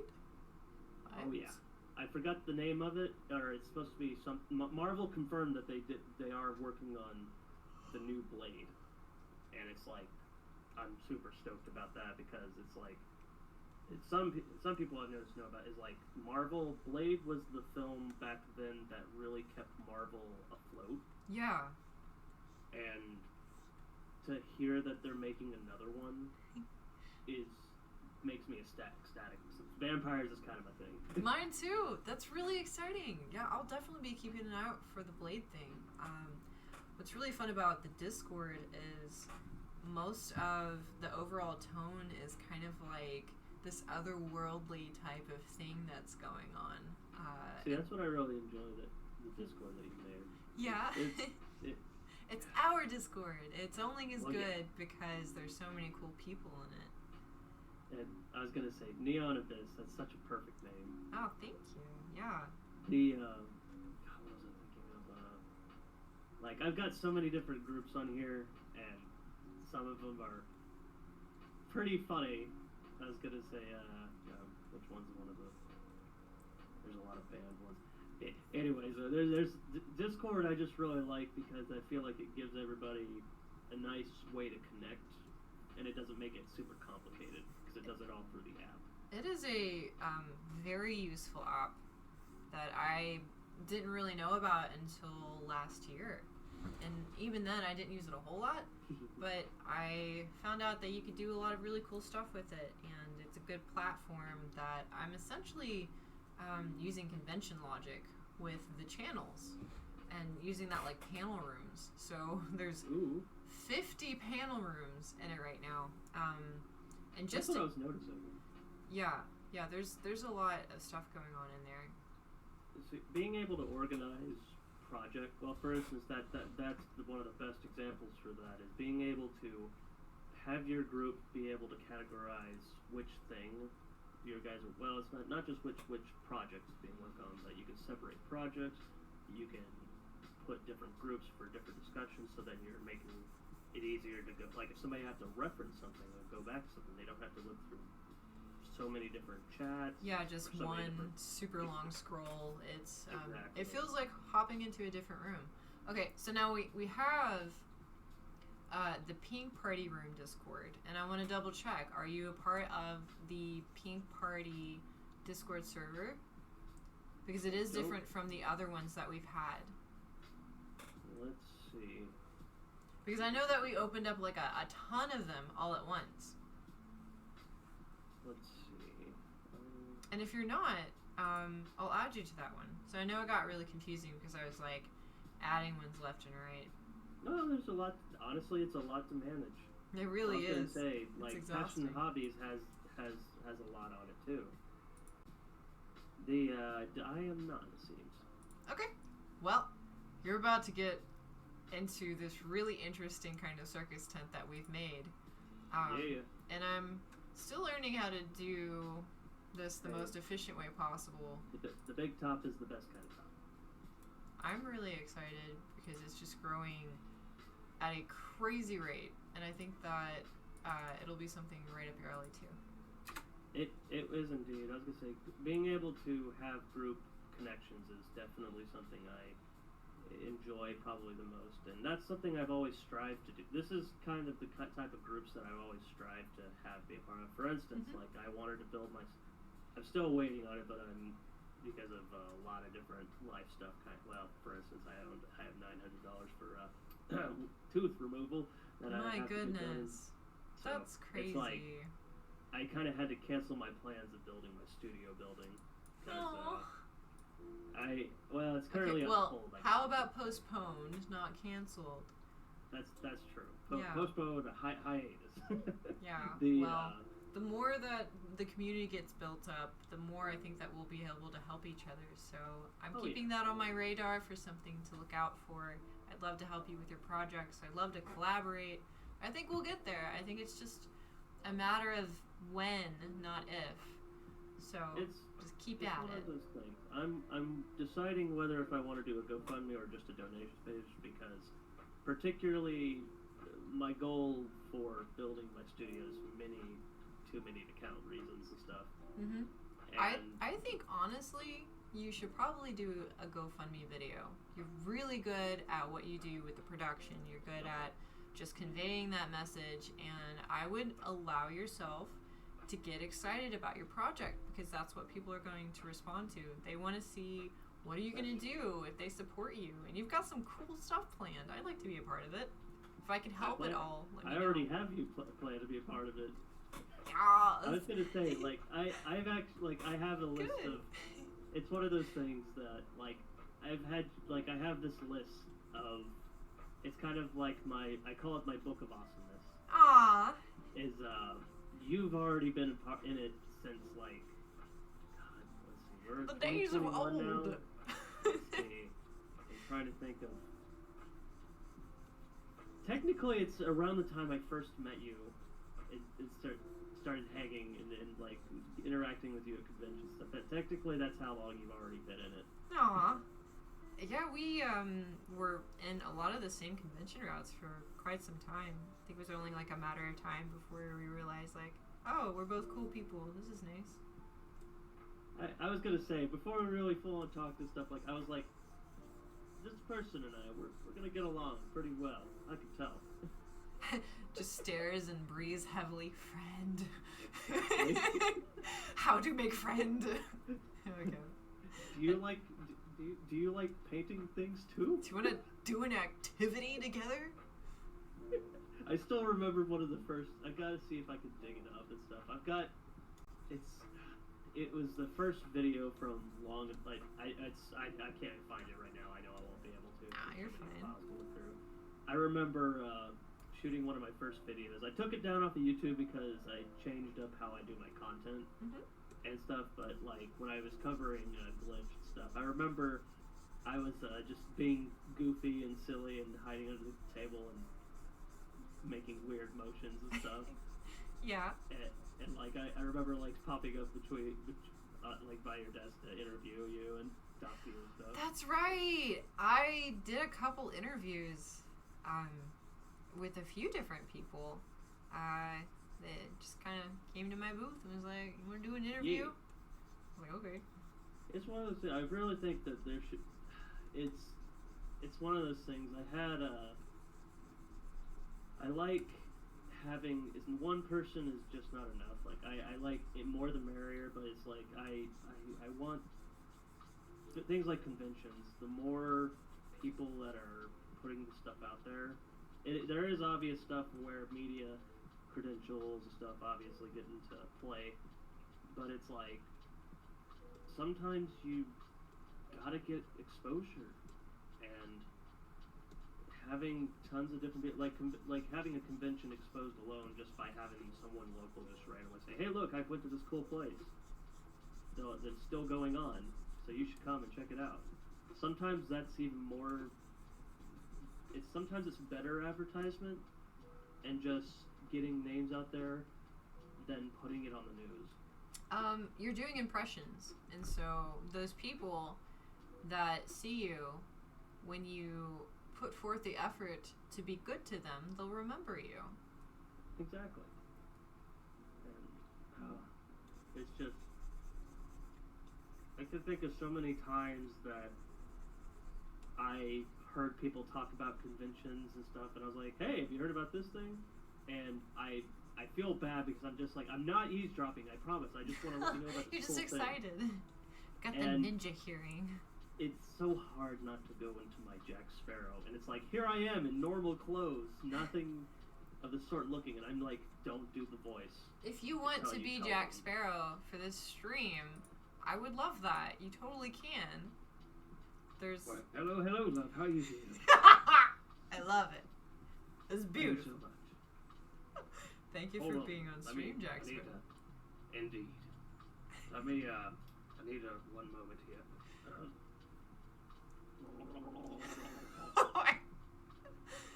Gargling salt water, huh? Well, yes, seawater indeed, because I'm stuck on a bloody island. It's beautiful. Oh my goodness. It's one of those things. When you are marooned on a godforsaken island with nothing but pineapples and mangoes. You mean no rum? No, well, that's the thing. I'm getting there. Well, when it comes to having just pineapples and mangoes, you're wondering to yourself, boy, at least I have something tasty in my life. And then you see Elizabeth. Across the town. Stop it. I don't know Barreling if that at is you with fire. And you're like, what is this going on? And then you realize it. You don't just have pineapples and mangoes. She's going for the rum. You go to try to stop her, throwing the mangoes, throwing the pineapples. No way to be able to reach her. And then you realize what you did, and you messed up big.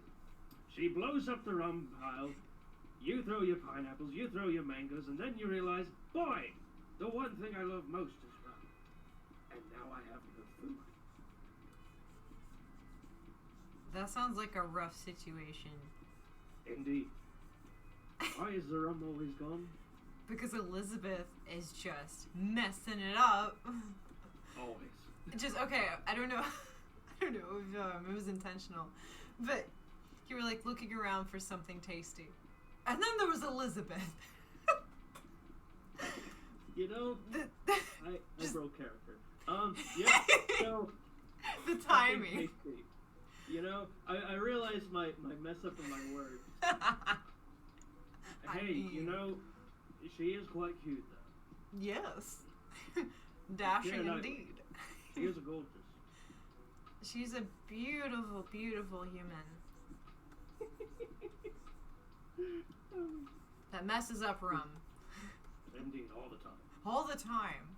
I was gonna say, I think probably one of my other favorite scenes is it's in the second film whenever she shows herself and whenever she's in her costume, like hiding to pretend she's not Elizabeth.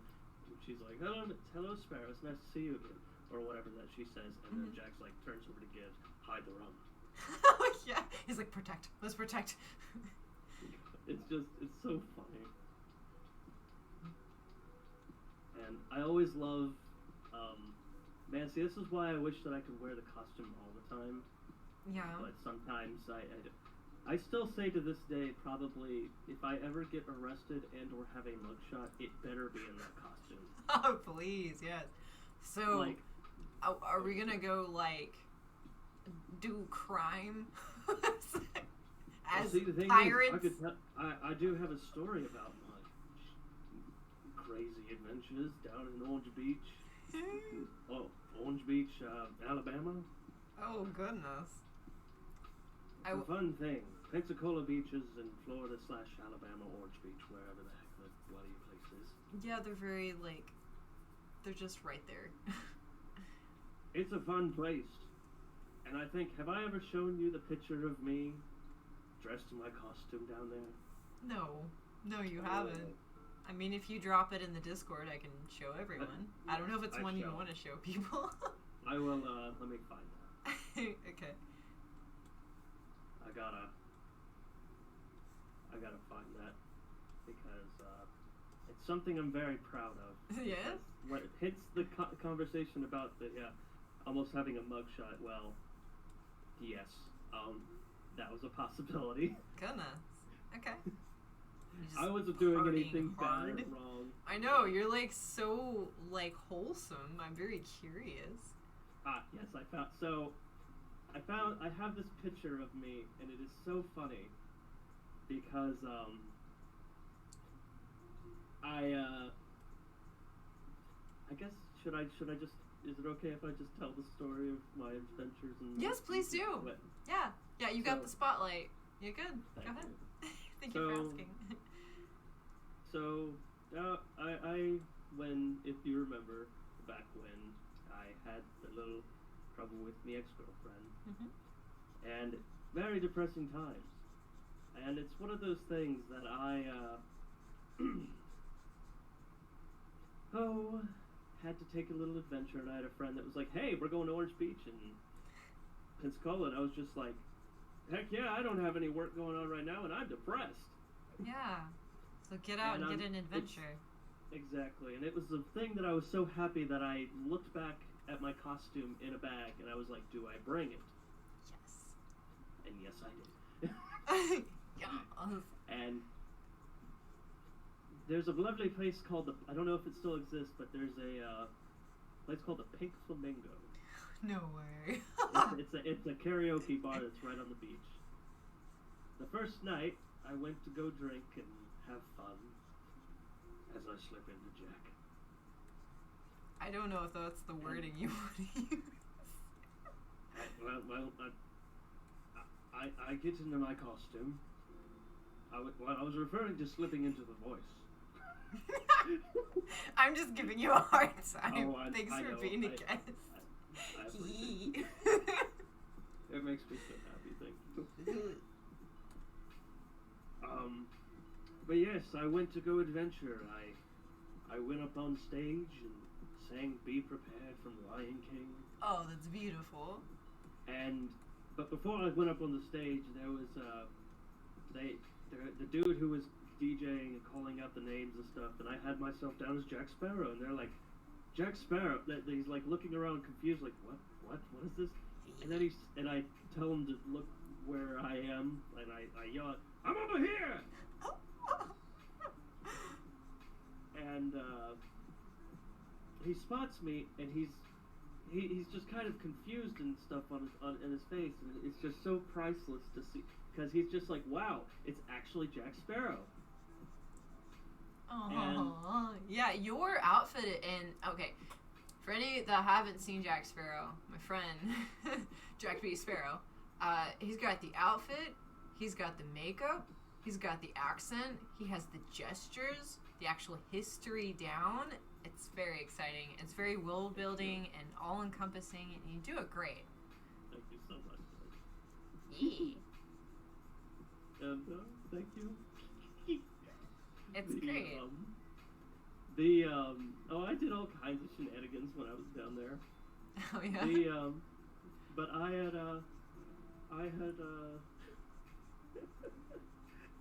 they were like, Jack Sparrow, get up here on stage, and they started making their way and doing all kinds of fun, like yelling and screaming and all kinds of stuff. They were freaking out, and got up on there saying be prepared, and also never gonna give you up.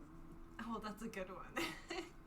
And Classic. I stage dived, Oh, what? and I was riding the waves of these people that are just drunk out of their mind and kept freaking out that they saw Jack, and there I am, like already like 4 or 5 Long Islands in. They might not be 100% convinced you're real, depending on how drunk they are. Exactly, that was the best part about it. And it was like I didn't get in trouble, but it was just like the bouncers were just like, oh god, is this guy gonna be trouble? Oh, yeah. And I made their night, and they took a picture of me. So that it's like I drunkenly walk along the beach on my way back to the beach house and stuff, and I fell asleep on the beach. Wow. Okay. And I just remember, so just kind of like in the scene from when he wakes up in Davy Jones' locker, and it just shows him like laying on the ground, and he's just like, where am I? Oh yeah. I Those woke movies are up and I so was just good. like, oh, that's the sun. I'm in the sand. I was like half my body was wet because I had laid down next to the ocean, like Oh. swimming up. So I was very So fortunate that I didn't drunkenly like float away and just die in the water. Okay, but how likely is it that someone saw you as Jack, just There was quite a sleeping lot of on the people. beach? Well, that's the thing. I woke up to a lot of people starting to come out to enjoy their day, setting up their umbrellas, and they're just like, they see me, and they're like, who is this? That? This fellow. Is that- There's no way. They just see me look up, and I like stare at them at like all. I'm sober at this point, but I still kind of have a hangover, so I'm just like, what are you looking at? The whole little. Haven't you ever seen a drunk pirate before? That's beautiful. I'd I cosplay a indulge drunk you. pirate. To give me more rum for a good time.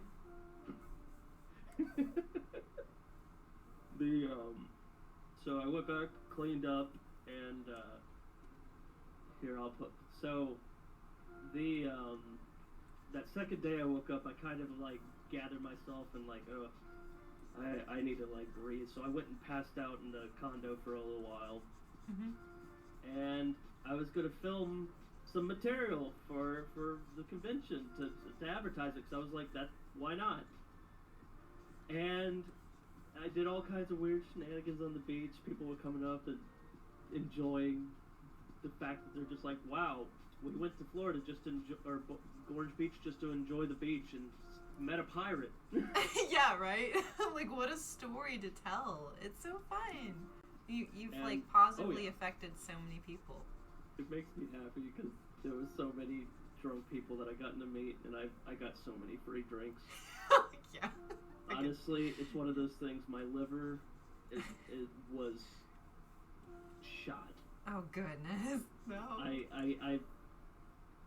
think that was one of the few times that I actually drunk a lot, Yeah. to the point that I lost count. Oh goodness. I mean, Um, it's a party. Everyone wants to buy Jack Sparrow a drink, of course. Use the pirate. Indeed. I know, it's so much fun. The probably the worst thing that happened was I was on the pier that's down there in Orange Beach, and there was a gentleman who was very adamant about being ecstatic about meeting me, and I was fairly sure he was very drunk because he kind of had that whiskey breath kind of smell. And I was like, oh, okay, yeah, man, that's good to me and stuff. I was trying because I was like, oh god, I gotta get away from this guy. Yeah. And he says like, I'm gonna come back here with my boat and we're gonna go adventure. Stranger Sure danger. enough, the dude comes back with a freaking boat and yelling out to me, Jack Sparrow! And I get on his boat, and there I am. He's got one of those smaller fishing boats that have the two like wingtip sides that fold out. So it has a little crow's nest too. I got up in that thing, and I found out he did a no-no. Oh. There he is down there with beer cans at the bottom of the floorboard of his boat. I'm up there getting ready to do a live stream on my phone going, hey, look at me, it's Jack, I'm on a boat, I'm down here on the beach. And I think he forgot that I was up there. Yeah. And he starts puttering away from the pier, and then all of a sudden I hear, whoop, whoop. Oh no. Freaking Coast Guard comes up in one of their cruiser boats and stuff. It's one of those ones that have the turret on the front. I don't know what that means. Like a gun turret. Oh. Oh yeah. Like A serious I was freaking out. 'Cause I was just like, I jumped down in this thing going, oh my god, I'm gonna get arrested, but it's gonna be the best mugshot in the world, Best but oh my god, I'm story. gonna get arrested. And they give him a warning saying, don't go near you're not supposed to go near a pier with a boat because it's like, you run into it, that's endangering lives. Yeah. And people are drinking and doing boat stuff. Exactly. And I think that they're puttering away, and I yell down, oh, they got me! I know they didn't. They just puttered around, and then they, like, yell at me over their bullhorn, hey, you, get down from there. And I'm like, no, there's no one up here! Don't mind me! Oh my goodness. I tuck down, and I'm, like, hiding, I'm frantically shitting myself at this point, but I'm still in character. That takes some gusto to like stay in character. Oh my well, God. I was scared shitless to the point that I was like, maybe it's like a panic response. It was just like, I'm Jack Sparrow. That's just how it was. I wasn't Blake. I was Jack Sparrow. Yeah, that's beautiful. Oh my God. They give me a warning, and then they put her up, and this guy freaking goes to put his boat back into the pier that he got it from, and it's freaking like a mile or two down the road from where my condo was. So you were, like, the picture boat. I just sent you is me in my costume, and I call this my hobo Jack picture, hitchhiker Jack picture, because, well, it's. Check this out. Oh my goodness! No way. And I had my friend. I called him, and I'm like, hey, so this guy kidnapped me. This is. And she took a picture of me, and it's just one of those things, like, there I am, walking down the road for probably, like, 25 minutes, and then she finally reaches me, and tons of people are driving past me, and I'm holding my thumb out and everything. Oh, wow, that looks like so much fun. It's beautiful. It was fun, but the only downfall to it was I learned that makeups can bake into your skin. Oh no! So they forgot to tell me whenever they picked me up that all my stuff had been packed and it's underneath all their stuff. And I had to stay in this costume all the way for back home. No. For probably maybe a good 32 hours, I think. Yeah, if you went all the way down there, that's a crazy drive. I avoided Florida for conventions. One of exactly, and I was in this costume prior to this, so I had been in Jack Sparrow for almost 2.5 days. You were Jack Sparrow at that point. You just became your character. You went to the beach and you came back Jack Sparrow. Exactly. Cool. The second picture I sent you was is a little souvenir shop we went to that's got a pirate ship, and it says "Don't climb the pirate ship." And well, oh my God! I got up on top of it, and this is also the other incident I had with the police and giving me a warning saying "Don't climb on the pirate ship." And because I was in costume, it probably got me to get away. Oh, for sure. You made it fun. Oh yeah. That's And, beautiful. We'll check out yeah. this one too. The hobo one. But the last thing Oh that my goodness. absolutely got me in this entire story of being there, and I'm sorry for it being so long. No, this is beautiful. I'm having a great time. You know, I'll put a It was little a- pirate hat on this Thank guy you. just for you. Ah! Yeah. I love this drawing, by the way. You freaking Bob Ross everything that you do. Thank you. It's just I turn around and it's a masterpiece. I channel my inner afro. Yeah. Doing my best. We're on our drive home. I make these people's days at McDonald's. I'm like in the drive. Oh, that's always the best. Going somewhere that's Oh, yeah. super mundane. You know they're having a terrible day. They don't want to be there. They're there because of situations. And just being able to show up and make them have just the most beautiful day. That's, exactly. like, cosplay is magic. It's really exciting. It is. And the third incident that I had with police, though. And welcome back. Our drive. Jack B our drive- Sparrow says the third incident we had with police. The drive back home, we were somewhere between Texas and stuff, and like the edge of Texas and Arkansas, and we stopped to take a sleep break. Okay, real quick, that like line where Texas and Arkansas meet, it's like going through Jello. You get used to like the Texas speeds for the speed limits, and the moment you hit Arkansas, it's like slow down and it's How do you think? I was gonna say that's exactly how I felt. Like here I am, Jello. barely sleeping, going these different speeds, driving, trying not to pass out, dressed like a pirate as people are like honking and I hope trying to you're get just me to like take pictures of hat them. tilted, like. Oh yeah, it was an experience, I tell you. And we stopped at a gas station, filled up, and we parked over next to this building that we didn't know was a bank.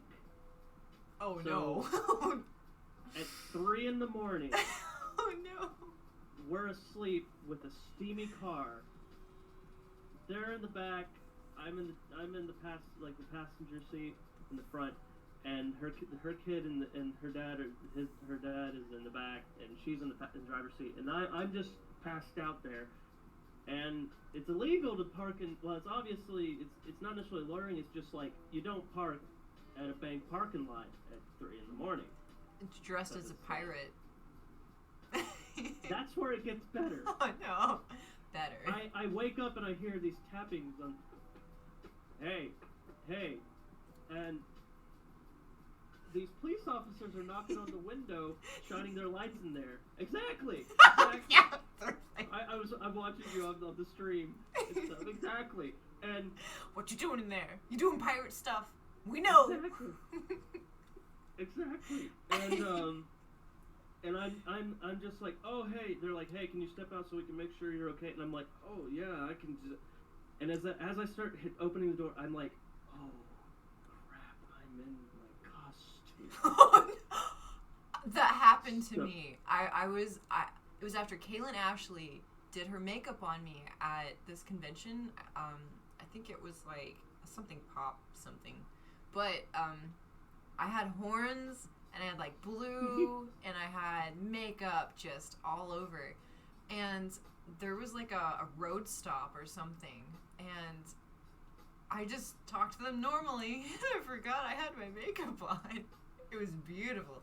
Walking around with these horns like, hey. I let someone know on the way to my hotel. I was like, there's a skunk back there. Like, I slowed down, I rolled my window down, and was like, hey, there's a skunk over there. Don't run over it. I just, like, rolled my window back up. But I casually. Yes, but I forgot I had the horns in, so that's why I was being so casual with it, too. So I'm sure they were like... It catches you off guard, and you forget about it whenever you realize it. It's like me. When I realized it, I like ducked and I like shamefully showed my face, and I was like, "Hello." And it's kind of like when I was up on the freaking the crow's nest thing. I was not Blake. I went into Jack as I'm staring at this cop. who I I'm get pretty that. sure was getting ready to arrest me. Oh no. He ended up, he just like looks me up and down, and I was so happy that he had seen the last movie at the time, because he looks me up and down to get like squints his eyes, like serious look and everything. He's like, "You're not trying to steal this bank, are you?" And Oh, that's right. It does open with a bank. his deputy or whoever he had was confused as all get out because he didn't really watch, I guess, the films or whatever. Yeah. But this dude was so happy to see me, and it made his night. Yet again, I got away with it just by being in costume. It's just But, wholesome. I mean, I wasn't doing anything wrong, but it's like... The expectation to get in trouble was there. Exactly, and it was just like, because I was in that, and it made him, like, if you make a cop laugh, you're pretty good. You're golden. Yeah. Gabriel Iglesias talks about that. It's funny. Because you can smell it! Yes! The donuts! It's great. But yeah, that was my entire trip. I'd have to say that's the second best thing. The last thing that would be the best thing is that's my entire time that I was fishing off of the water line before I did all the Jack Sparrow stuff.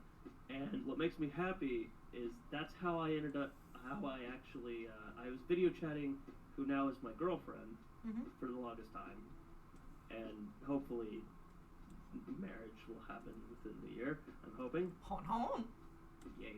I'm excited for you. Thank you.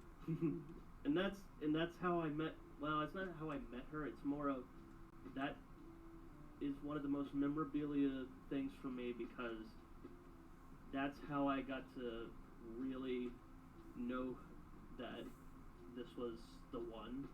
Aww. Aww. And then when I got back, it's like there I am, like stinky and You mean Jack a pirate? Sparrow, and An go hang accurate out. pirate? Exactly. And I go to hang out with her, and I get all cleaned up, and then I serenade her with karaoke at Applebee's, and then that was our first date. That's adorable. That And sounds I love her so beautiful. much. Aw. Thank you. Well, do you maybe want to give her a shout out for the video? We'll be posting this on Yeah. YouTube. I was gonna say, Nissa, I love you, and I was gonna say, we need to go on another date soon. I miss you. Jack B Sparrow, everyone. Beautiful. Ah! Thank you so much. It's so nice. I love your transitions, by the way. Thank you. I found out how to do them on the fly. I did that instead of sleeping the other day. Hey, I know exactly how you feel. There's so many Production things that sleep. sleep. I don't really do that either. Shh. There's too much stuff to do. It's fine. Indeed. But yeah, that's my Orange Beach Jack Sparrow story. It's beautiful. We'll do a little hat on him, and we'll put an orange in here too, because why not? Or maybe orange is the color. We could add orange.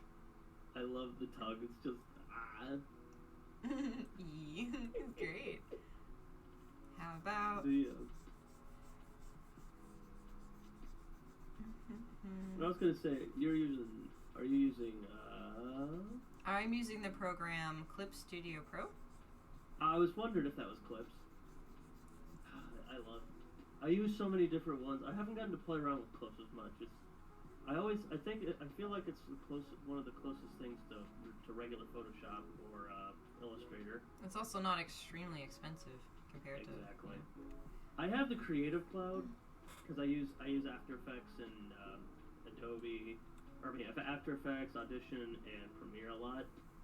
But I will have to say that the monthly membership is kind of taxing every once in a while. But the amount that I use it for, it's like I do one freelance job, and it's like 1/6 of that, or 1/8 of that can just pay for the month subscription that I need for it. It feeds back into it. Exactly. I love this little app. It's so cute. It's not quite piratey, but it's different. It makes me think Frank Sinatra, which I like even more. Yeah, he's we'll make him a little singer guy. Cool. Yeah.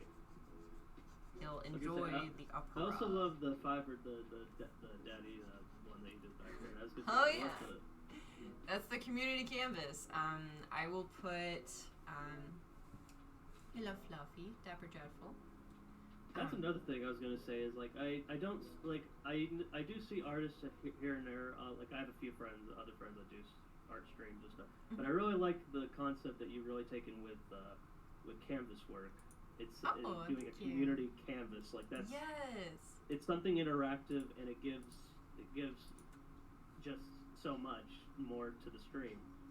Yeah, so if you don't know, this is the community canvas that we're doing for Fiverr. And if you want to put a color on here, what you do is you go to this link that I'm dropping in the chat, and you give me $5 whole, and I'll put a color on here, and it'll be because you made it happen. And we'll keep doing that until it just fills up and gets to be something really interesting. Heck yeah. I was gonna say, I need to save that link. I've been wanting to start a Fiverr and stuff. You should. It's not super difficult. It's just kind of like long to fill out, but it's not bad. It's like, I mean, technically I did it a long time ago. At one point I did it for a little while doing some voiceover work. Oh yeah? I just didn't do very much on it.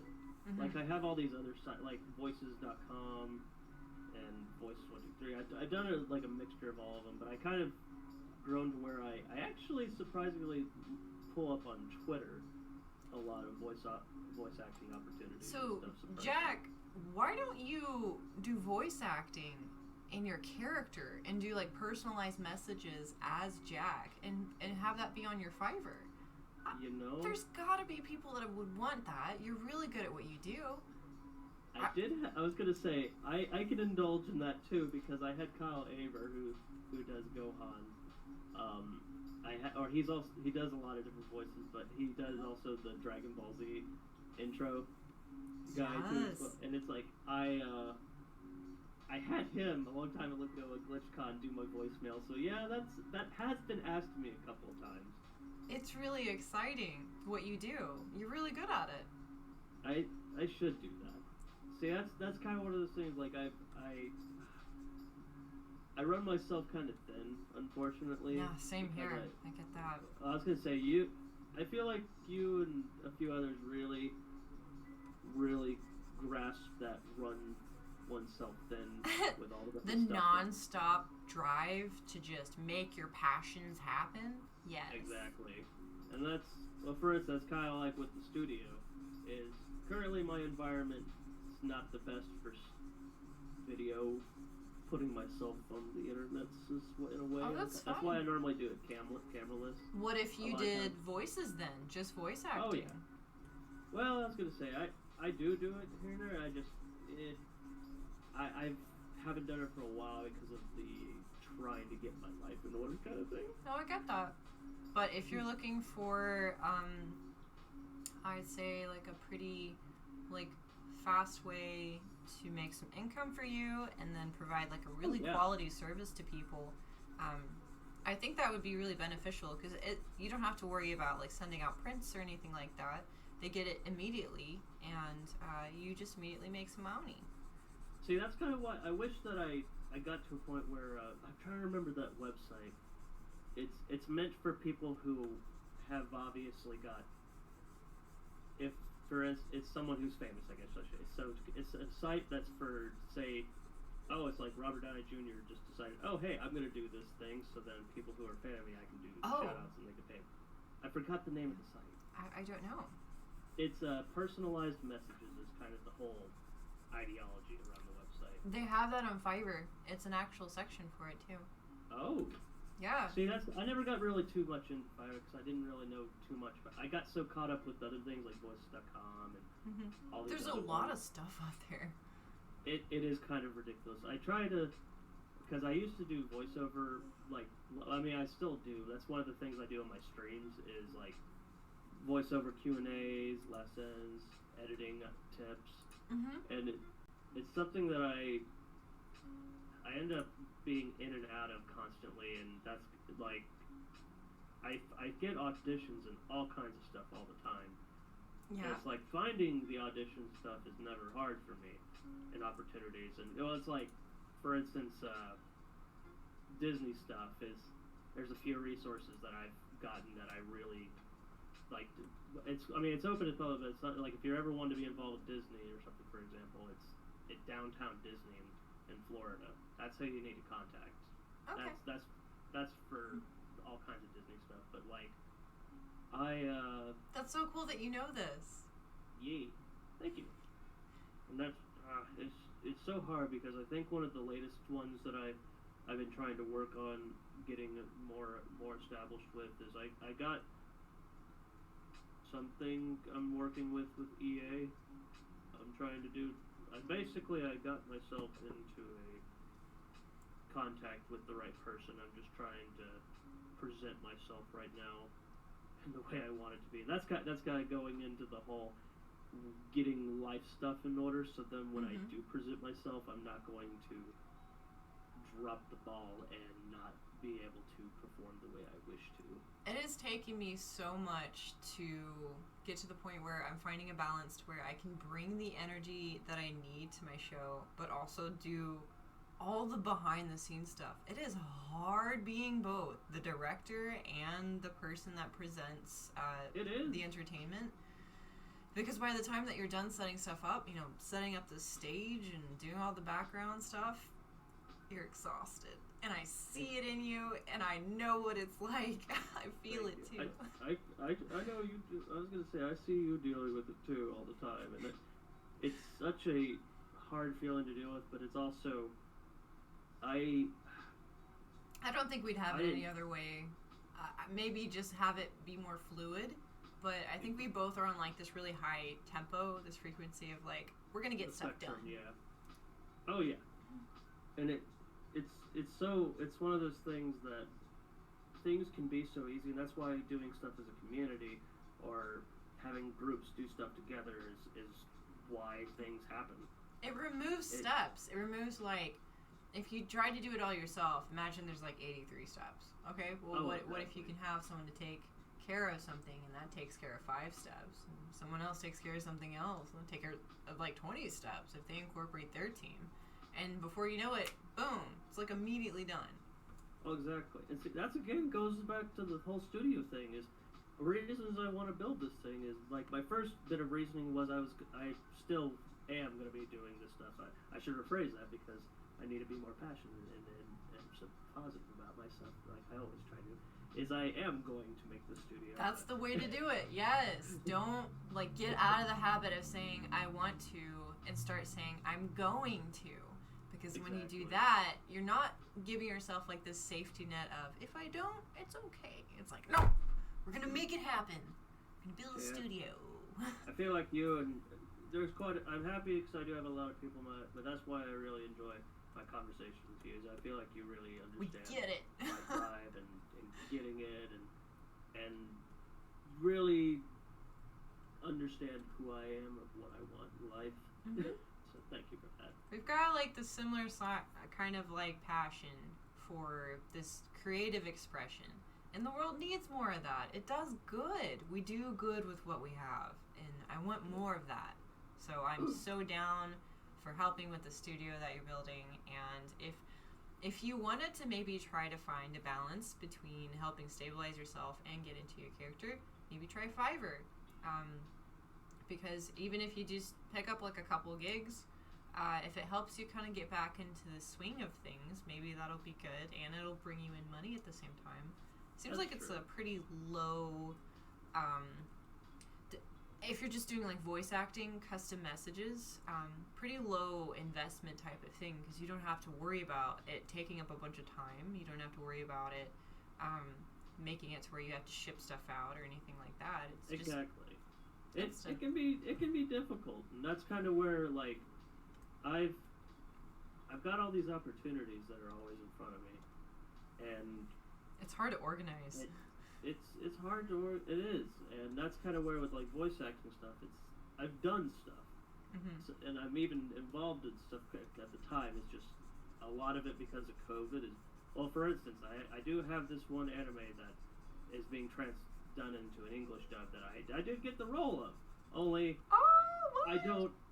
I just don't know when it's going to start. Yeah, so you've got stuff set up, but, you know, we're kind of in a stasis right now. I understand that. I was helping run a show right before this world just shut down. I remember So I you get talked it. about it a while back about it. Yeah, Centaur. It was a thing. Exactly. It was going to be really cool. And I think it still can be in the future. But I was really pumped for it. I was like, finally get my chance to like really show what I can do here. And yeah, we're going to put a pause on that.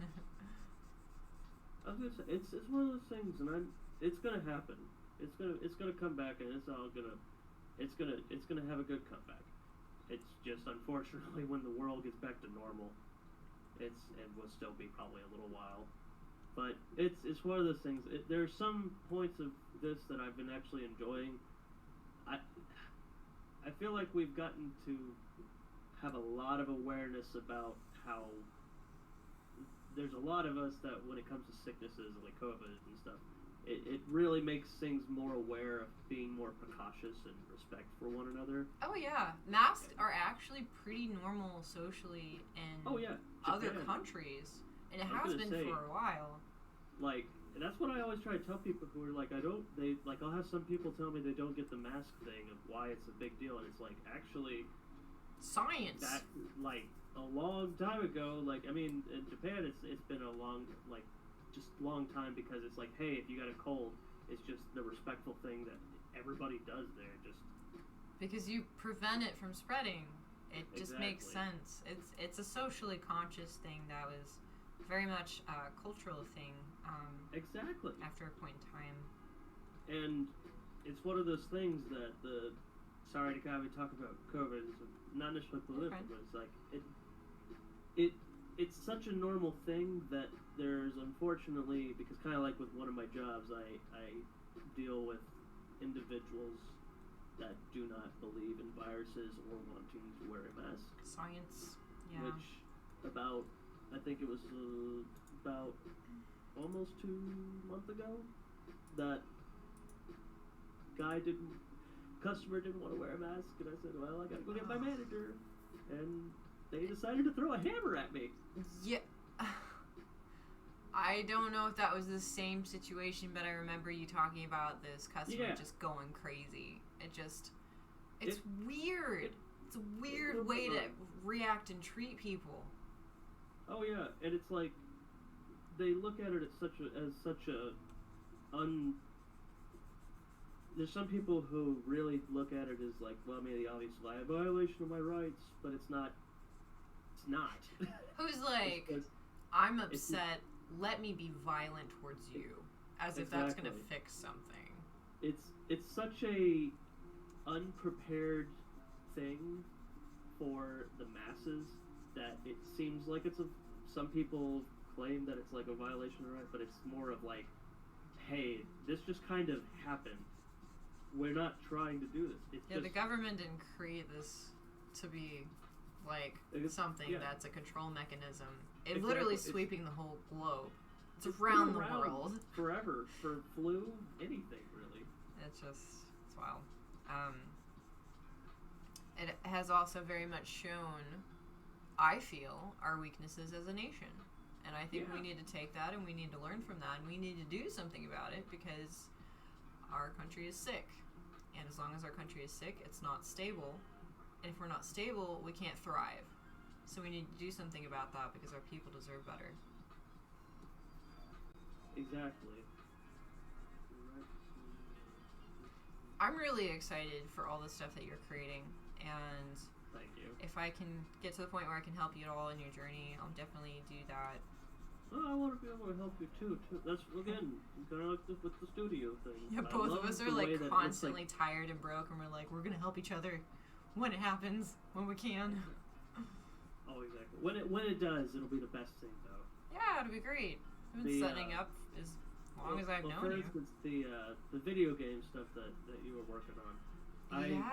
I want to make my been so long. studio so then not just for, but it's like I wanted to build that so then anybody that wants to record audio Mm-hmm. like on that subject alone, they have a place that they can come do it without restrictions of ridiculousness of like studio time. Like I obviously have to like have a concept of studio time, when and when not to, time slot scheduling. Like there's concept of that can be done, but I'm happy to say, because it's like around here there's a lot of good studios that really do give musicians a great opportunity, but they are kind of expensive, and that's kind of why I really wanted to build this, because I have my equipment and I have the means to do it.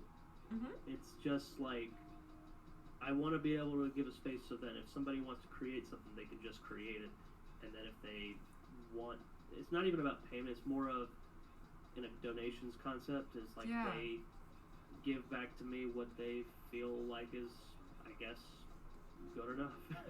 It sounds like you're trying really hard to open up this channel of creative fluidity that we don't really have a lot of, because a lot of people are denied the access to the resources that they need to be able to actually do what they could do if they had access to it.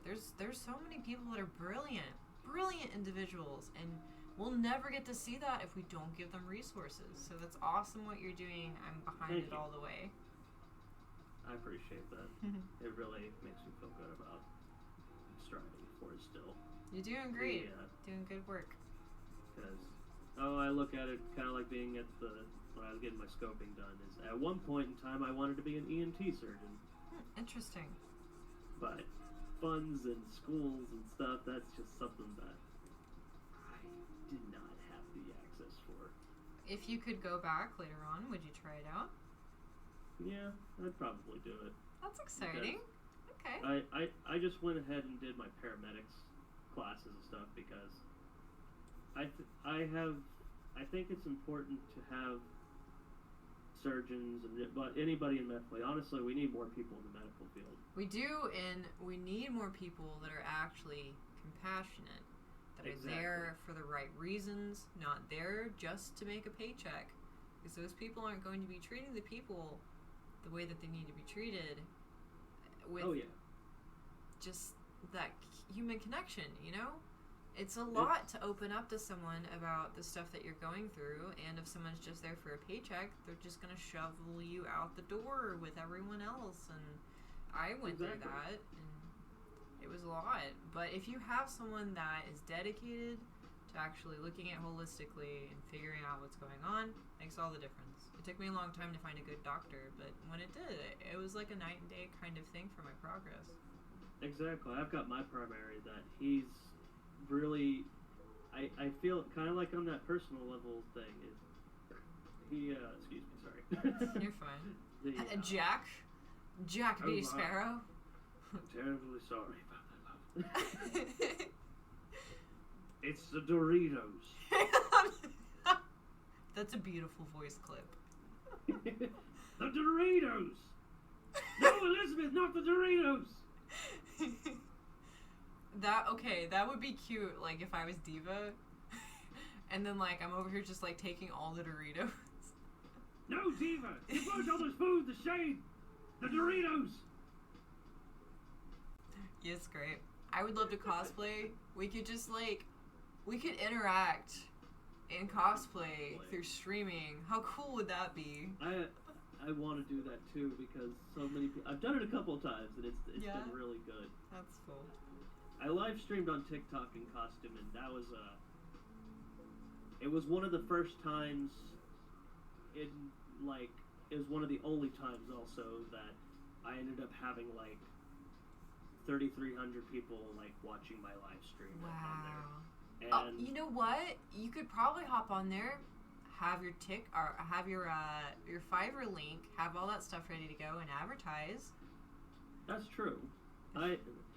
That's kind of the thing, is my whole concept, kind of like with the Twitch, is with YouTube, my biggest phrase is use YouTube, don't let YouTube use you. Oh yeah.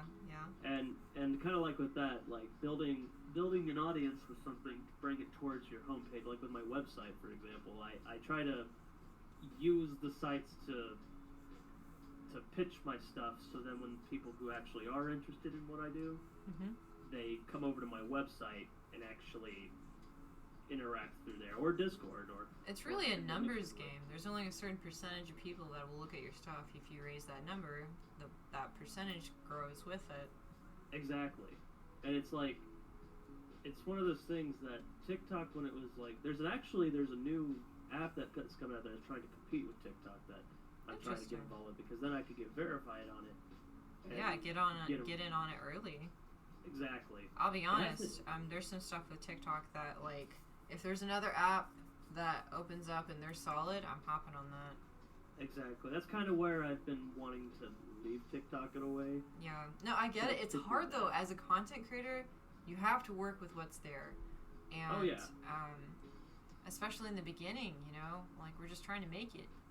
Exactly. And that's, in the beginning of TikTok, the only downfall was it's like, I feel like that they took your content, kind of that website I mentioned earlier is, it was like a sub-branch to TikTok, but using a different website to create accounts. My main beef is just it looks like there's way too much push for like a younger audience that's doing like more mature themes. Exactly. That's the only other big issue that I have with it is it's like, I don't it became kind of a big issue that there's adult content makers that are on TikTok that put their art out there just like any other artist, and that's the thing that they do. And it is an 18 and up thing, but what is it exposing to? Like, who can actually see it? Yeah. Exactly. And it's like, it does have control over that, but it's one of those things that obviously sometimes kids will make a fake age or something like that, and it'll be minors interacting with these people, and it's like, and these people won't be comfortable with it, and it for good reasons. It's just like, hey, you're a kid. This is You're an actual child. Leave now. Exactly. And it can backfire on people, and it looks odd in a lot of ways, and it's very uncomfortable. And that's kind of why I want to step away from the app in a way, because it's like, I don't do stuff that I would have bad issues with, but it's like, the whole thing makes me nervous. Exactly. And that's why I'm trying to minimize certain stuff to kind of where Twitch and YouTube is all that I do. Mm-hmm. I think as long as what I've been doing for it mainly is making it to be essentially like a broadcasting network for ads. I've been making ads. I've been making them like flyers. I've been using the different apps that are available and then making flyers just like they would in olden times for the theater, and just doing it that way. I still think it's something that's still the core good ways to being able to really get the stuff out there, and it's still one of those things that's not dead. It's like radio versus TV. It's like video killed the radio star. Not to be funny, but it's true. There's just something like if you put out a really long newspaper article, or if you make a 30-second TikTok, the TikTok's gonna get way more views than the newspaper article will for the type of thing that you're creating. You'll get more of the views that you're looking for people that will interact with what you're doing. See, that's why I like Instagram a lot, because I like Instagram for its simplicity. Yeah. But the only downfall to it now is Facebook owning it. Yeah, I was surprised about that. It's kind of becoming scary, to be honest. That's a little bit too much power for one company to have. Indeed. And that's where I really enjoy DeviantArt. Yeah. For being able to host stuff, but direct to the audience. And that's, again, kind of like Twitch. What I really enjoy about Twitch is you interact with people who are constantly as people would be with cable TV, looking through the menu or seeing what's on TV. Mm-hmm. People who are interested in YouTubers, Let's Players, artists like yourself, or the many different things. Like for me, one of my biggest things I do on stream is I edit photos. And I show the photos that I edit. Could you drop your stream profile link in the chat, please, so we can make sure to follow you? Yeah, thank you so much. I appreciate that. Dapper dreadful. Your right to swing your fist ends at my face.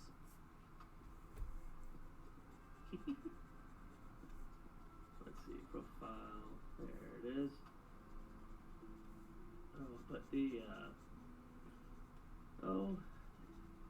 I was like one of my last previous streams that I actually used my camera for is I was doing guitar tech stuff, how to Ooh. balance and restring and clean and take care of guitars. Yeah, that's cool. It sounds like your channel is really cool. I'd like to check it out really soon. Or whenever you're doing your thing, I'll keep an eye out for it. If you want to like post in the general chat in the Discord, the Pink Party Room Discord, for whenever you stream, that would be awesome. I was gonna say it is kind of off and on right now. Yeah. With the whole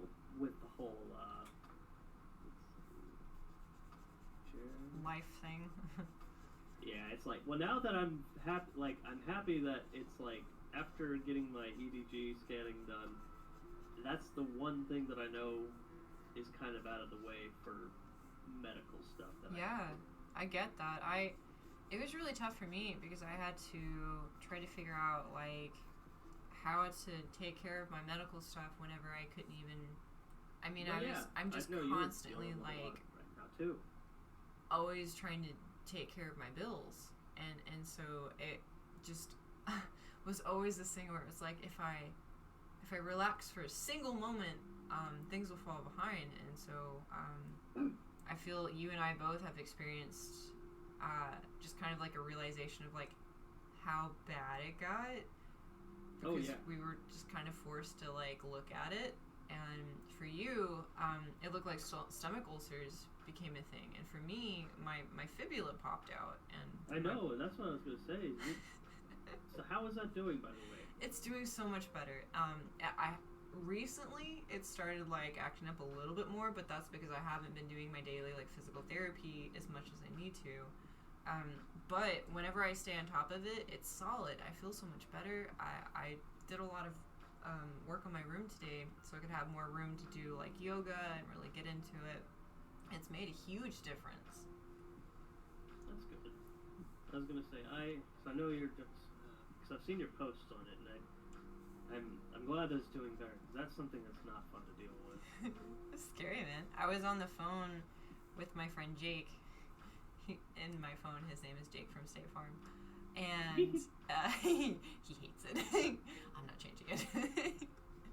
But I was on the phone with him, and I was like, I'm gonna have to call you back, and immediately hung up. And I just like I was messing with my leg, and I was like, oh, there's a bruise here. There's a knot that's pretty gnarly. I guess I bumped into this really hard.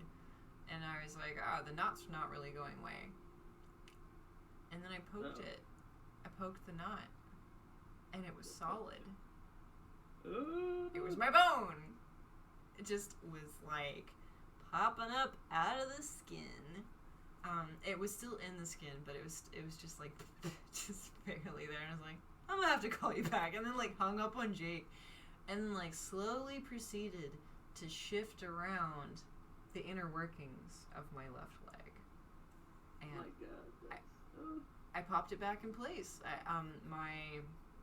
My kneecap was out of place, and then like the rest of it kind of had like this domino effect. So like shifted the kneecap back in place, and it was like scary because it was like I don't know what's supposed to go where because my body does this thing where things move into places it's not supposed to be in. But my buddy Joseph said that a good guide is for you to be able to like flex, and then I like your Dorito chip in chat. That's perfect. Give me Dorito. Yes. Not the Doritos. But I was just like he was able to basically show me like a map of what my body's supposed to look like for my posture. The graph of it. The graph, yeah, the base thing to go back to. And so what I've been trying to do at least a little bit every day is like tense back into that map, and it hurts because my body's not used to it. It's like shifted out of position, but I was able to like flex enough to like that flexing works like a pulley system. So think of it more like pulling instead of pushing to get things back in place, because it's all an interweaving meat basket. I was gonna say it's like meshing your tendons to force it to stay in the hole. It's like a form of puppetry in a way. Yeah. Because it all fits together, and you can adjust that, and you can do stuff with it. Really, this whole process has made me think of Bruce Lee quite a bit. One of his quotes is, to be fluid, be like water. And I've really run into that a lot with what I've needed to do in order to realign. I need to be willing to do whatever is necessary to get back to that center. And that's a big part of what guided me for how to put my leg back together. But it didn't. I was gonna say, I'm proud of you, because that's not an easy thing to accomplish. Yeah, it was just kind of, I felt really nauseous, and I was thinking I was gonna pass out, but I just took it a little bit at a time, and after I had to take like a few days bed rest during that time, so I was like resting in bed, but I was on my phone like working like frantically. I was like, oh yeah, you think that's gonna stop me? See, I was gonna say, that's me. I have an HDMI that goes to my TV that's in front of my bed, because I'm like, I may be laying in bed, but I'm going to work until I pass out. Yeah. Aww. Well, I think we both need to get a little bit better at scheduling time for ourselves, just as maintenance, so we don't keep getting back to that point of like, Killing ourselves. yeah, like pushing to the point of needing a hospital is maybe not a good idea. I reached that here a couple times this year, like it was at work, that thing I told you about. I can't remember if I told you about me, like, when my guts with my ulcer, like, I don't know what exactly happened. All I know is my blood work showed that everything was shutting down. Oh, and God. I was just at work, and I was like, hey guys, I'm throwing up blood. I gotta go.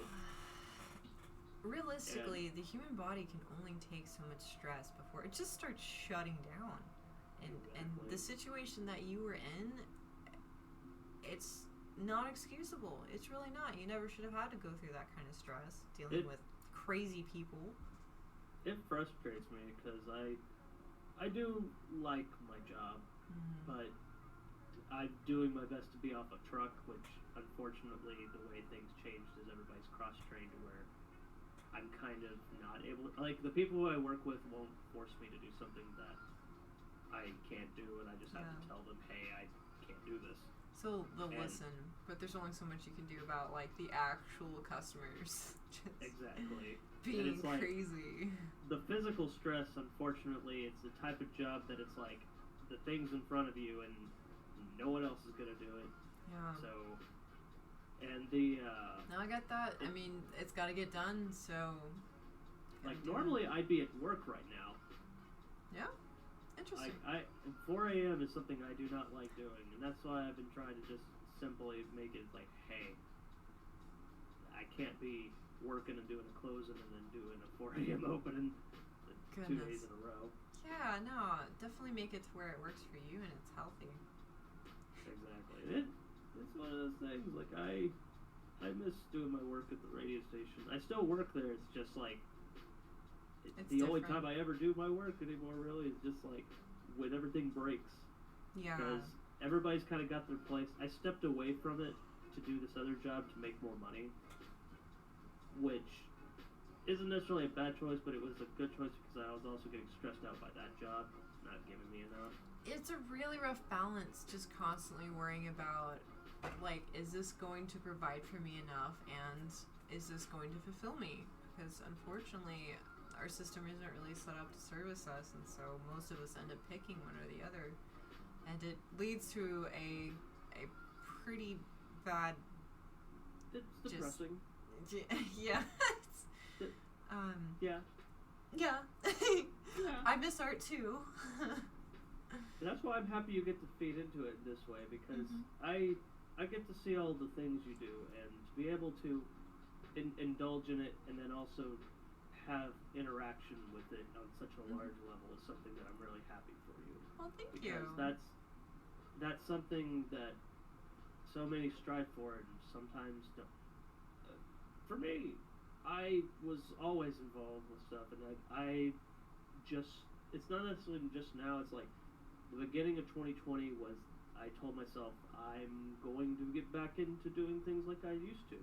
Because you know about it, it's like when I had all of that depressing stuff happen, I'm not gonna lie, I shut down and I kind of pulled away from the world and tried to just work on myself and get happy again. Well, that's good. It's good to take time for you. It's hard to thrive if you haven't stabilized. We gotta survive and then thrive. And Indeed. it makes all the difference. If you help yourself recharge your batteries, you'll be able to do so much more, and you'll feel better while you're doing it. So that's a good thing that you did that. You took some time for you. Yeah.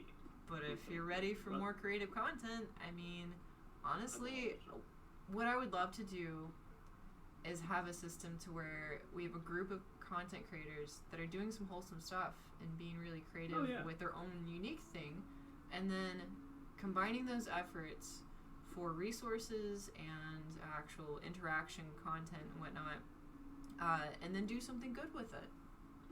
Yeah. It's like, for me, another thing that's like I really wish that I was better at art. Yeah. Like, so I'm good at digital art. I'm good at graphic design. I do good with stuff, but when it comes to like character stuff, for instance, are you a Ninja Sex Party fan? Yes. Okay, I got. Like, that's so one of the much. bands I got. I was gonna say, Game Grumps is what I strive to be like. Game Grumps and Markiplier Yes. Oh my gosh, is I what I admire this so strive much. to be like. That's what I really want for my future with my content. Let's and do how it. I want me. No, for real. I mean, like, we could keep working at it together if you want, and I do. see what we can make happen, but at a pace that works for you.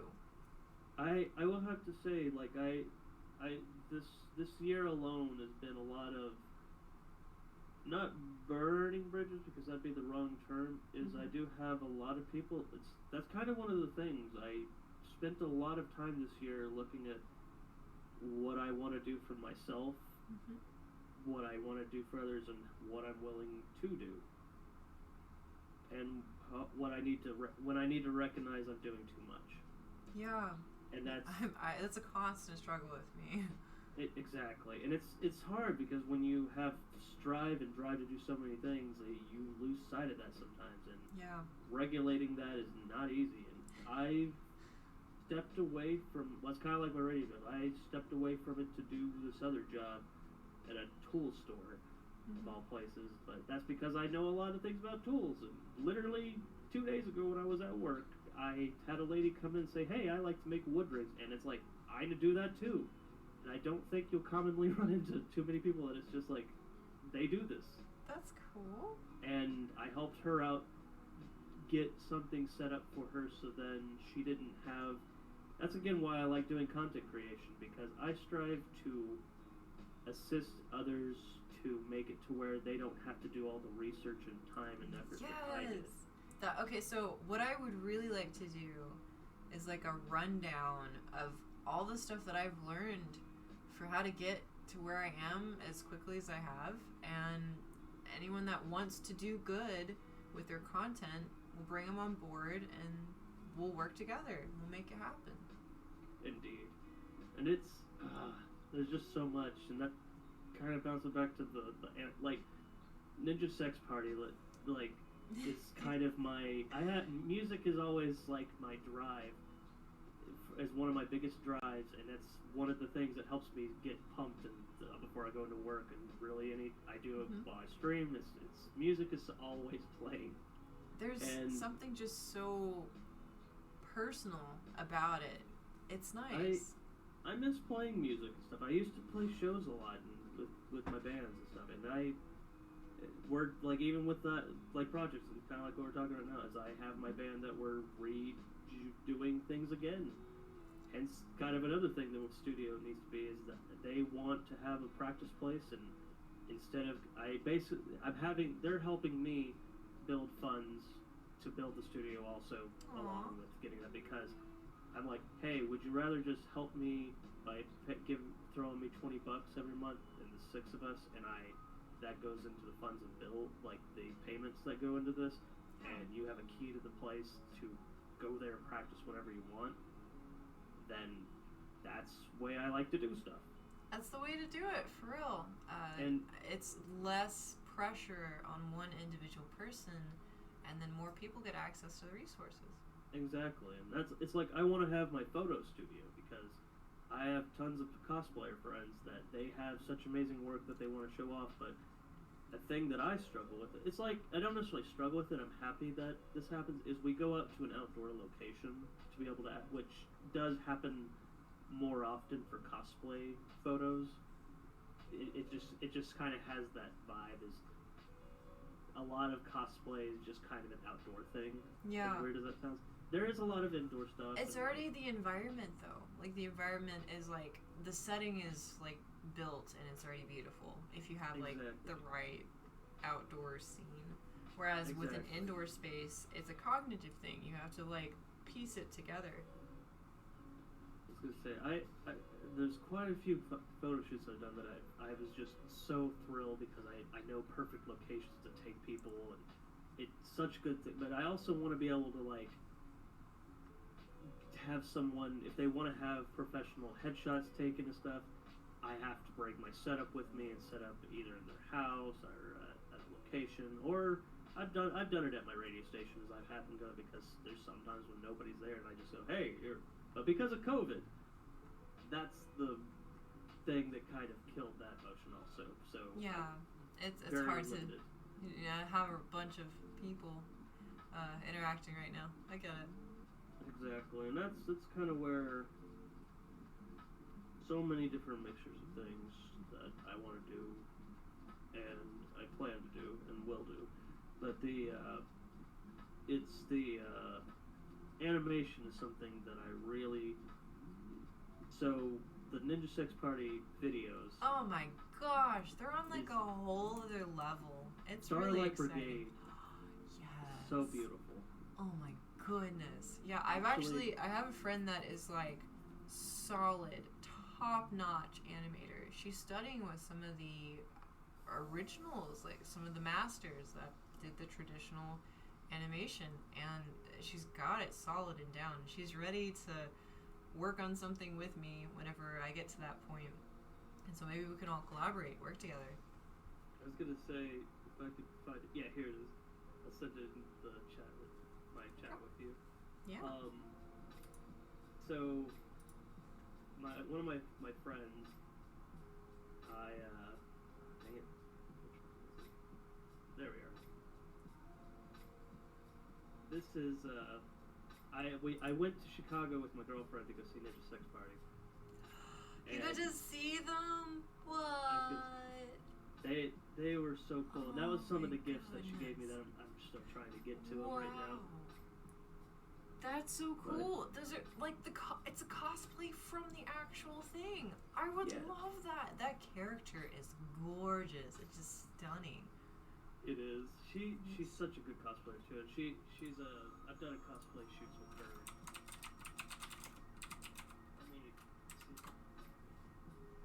I've currently got her on my workbench. But yeah, Starlight Brigade. Yes, like the colors, the gesture, the actual design of the character. Look at this. It's beautiful. I would cosplay him or her or this creature. Oh. Wow, look at that.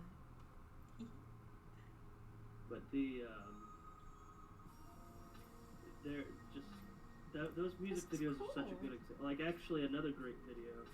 I really wish that I could I wish that I could knock out character design as well as some, because I've got my friend Tyler. She goes by Bash. She is so good with character design. design too, and Mhm. that picture like him in the cockpit right there. Like I'm good with atmospheric work like that one on the bottom, but the cockpit one right there, it's like it's certain depths of field with being able to really, cause I can draw characters. I'm just not as good. I'm not good as people who can just hash it out and just really flow right into it. You're not as fluid with it yet. Exactly, and it's like I can visualize stuff in photography and concept it all day long and do wonderful work with that. But I have grown to learn that it's like I don't need to. I guess what I should say is it's not that I don't want to learn how to do character design or anything. It's more of I don't need to because I would rather ask a friend who wants to get their work out there to That's do a this director thing. mindset. That's good because that means that you won't run yourself into the ground trying to be the person that wears all the hats. You'll share the hats. Exactly, and that's where it some people they struggle with well, one of the things that content creators can struggle with, and a lot of times it happens with art, is they need a concept. Oh my god, I love the little hat. This is my art hat. My entertainer hat. It's so cute. I love it. I love that so much. This is Octavius's hat. Oh. Octavius was named by someone that attended the stream. Ta-da! Oh my god, it's so cute. And then there's I love also that. Wilbert. Nissa would love this. I wish that she was able to watch the stream right now. I love him so much too, by the way. Kim and I The made eyeballs. him. Yeah. The hat is so perfect for that. It really is. Like, he's so fancy. So this is Wilbert. He's the star of the show. I'm his lovely assistant, Pandora's Eyes. We do Twitch stuff and Fiverr stuff. I love that so much. I love the atmosphere that you got going on in the background too, by the way. Thank you. I've I was got gonna some say- stuff planned for back here too when I get there. Like, that's kind of what I guess is like, I do have cool atmosphere for my room, but right now it's like, all my junk is like stacked up in totes and everything, so I don't particularly want people seeing my junk. I get that. Yeah, it's fine. It's fine. Yeah, we did But- just randomly do this. It wasn't really planned. Yeah. Oh, also, I guess I should also show you my my kitties. I got Yes. my kittens. Yes. Obviously, I gotta send you Yes. some. I want to put them on my face and love them. Their names are Chips and Queso. Oh my goodness, that's precious. My girlfriend came up with those and stuff. She It's perfect. I almost automatically sent that to her because I'm addicted to sending her cute cat photos. Cute stuff. Yeah. Okay, where is it? There we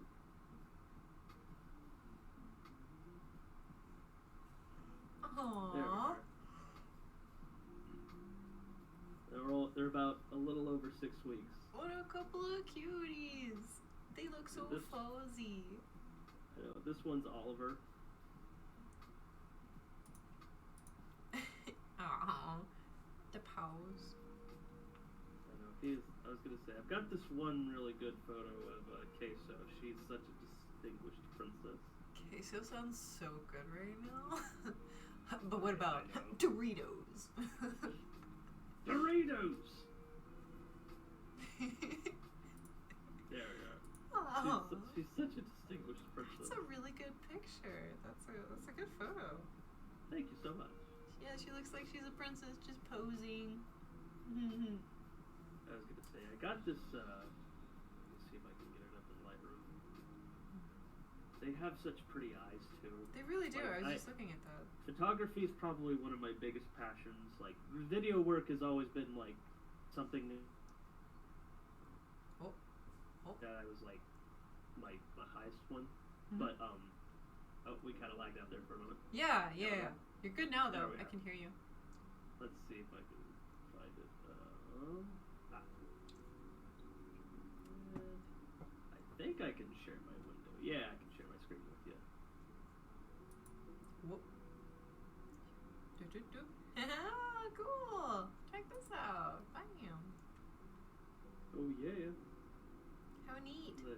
them toe beans. Just wanna poke them. I was gonna say, let me see if I can find it. Oliver, he's kind of a weirdo. I'm gonna boop. Say, this is some of the artwork stuff that I like to make, like. Ooh, the overlays are these, cool. Yeah, Thank that's you. fun. It's got that pop art look going on. Look at the frogs! I know, I was gonna say, this little dude showed up. His name is Bob. His name is Bob. Bob looks He just kind of like, shows up and eats the bugs. I mean, he's living his best life. I know. I think that this is also one of them. That is beautiful. I can show you my frog. Ooh, yeah.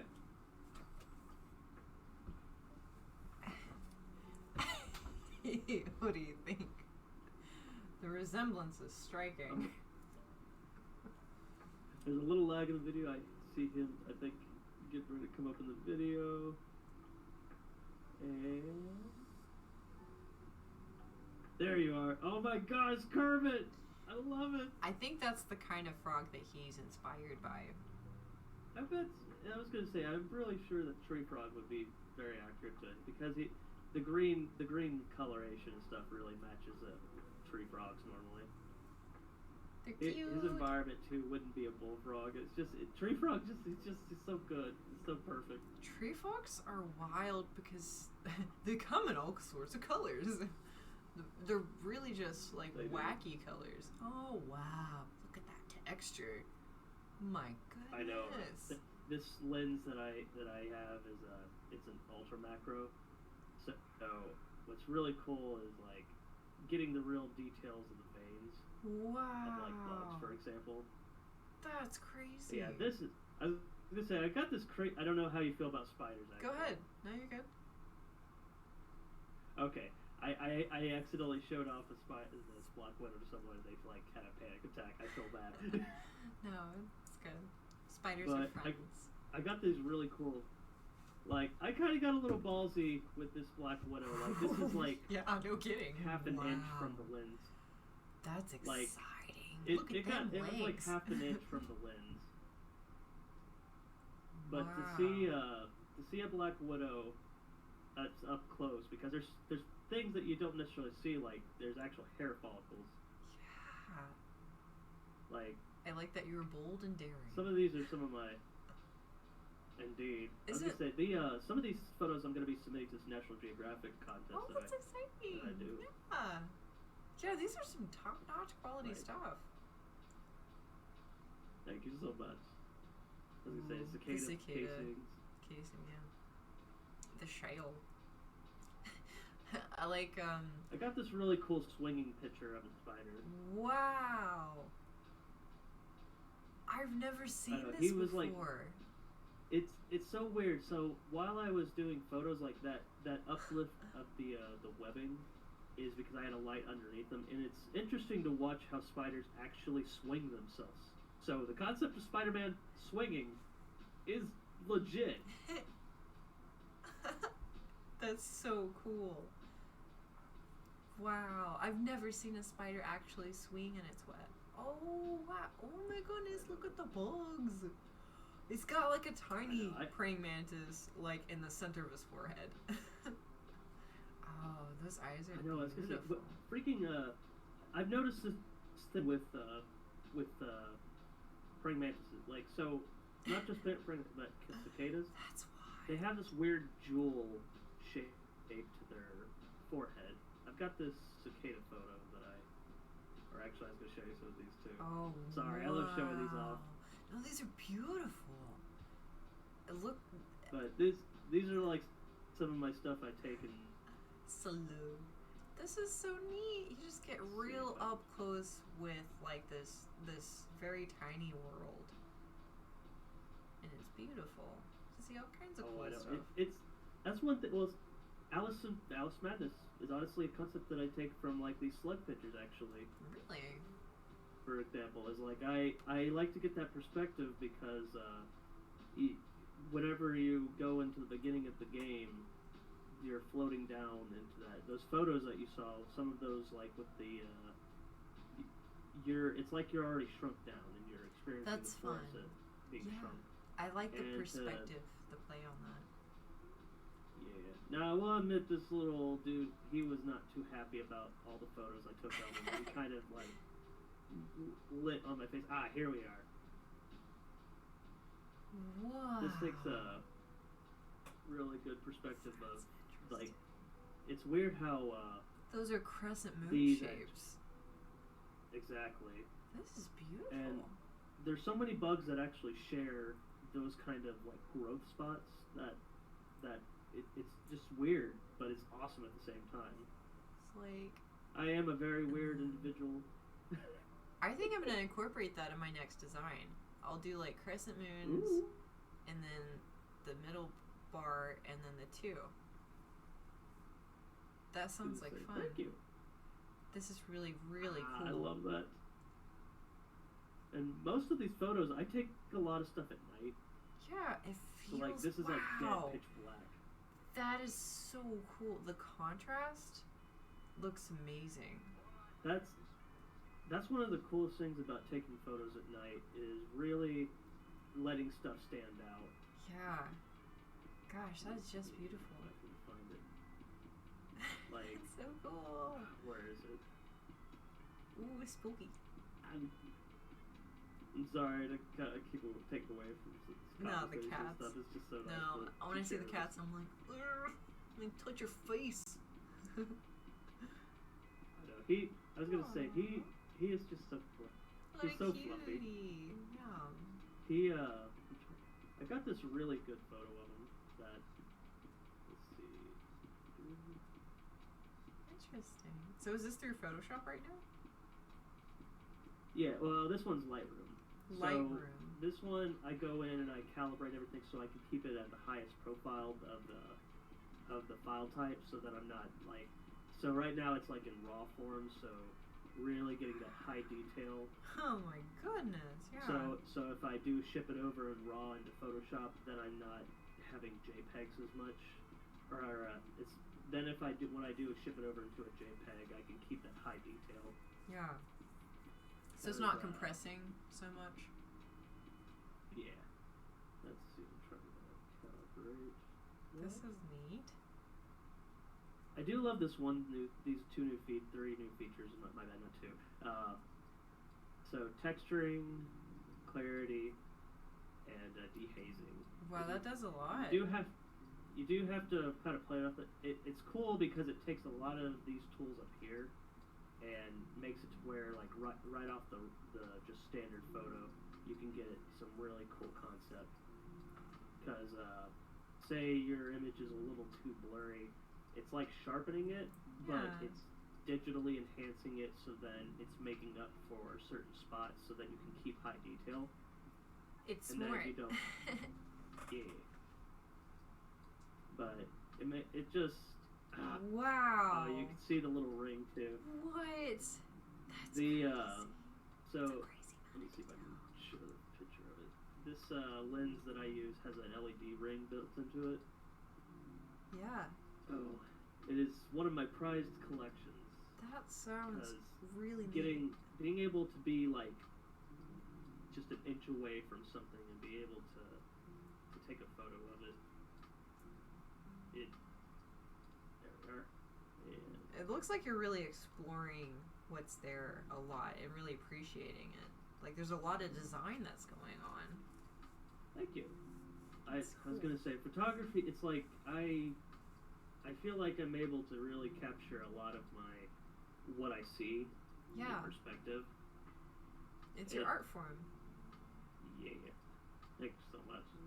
It makes me happy. Yeah, this is really exciting. This is beautiful. I'm glad that you shared it. I will say where I'm at. It's 6 in the morning. It's usually about my cutoff time. So I Oh, think. you're fine. Wow. Okay, that is so cool. What? That's a light in this lens. Is that what I'm looking at right now? Yeah. Wow. So yeah, so if you're wanting to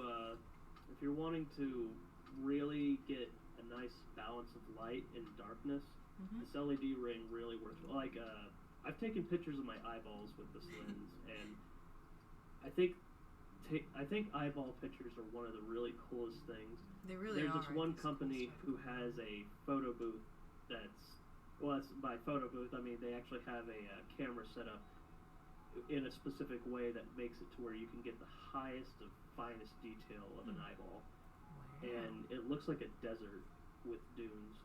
Oh, I love it. Yes. Well, you know what? We'll look at that the next time that you're on as a guest. If you want to be on again.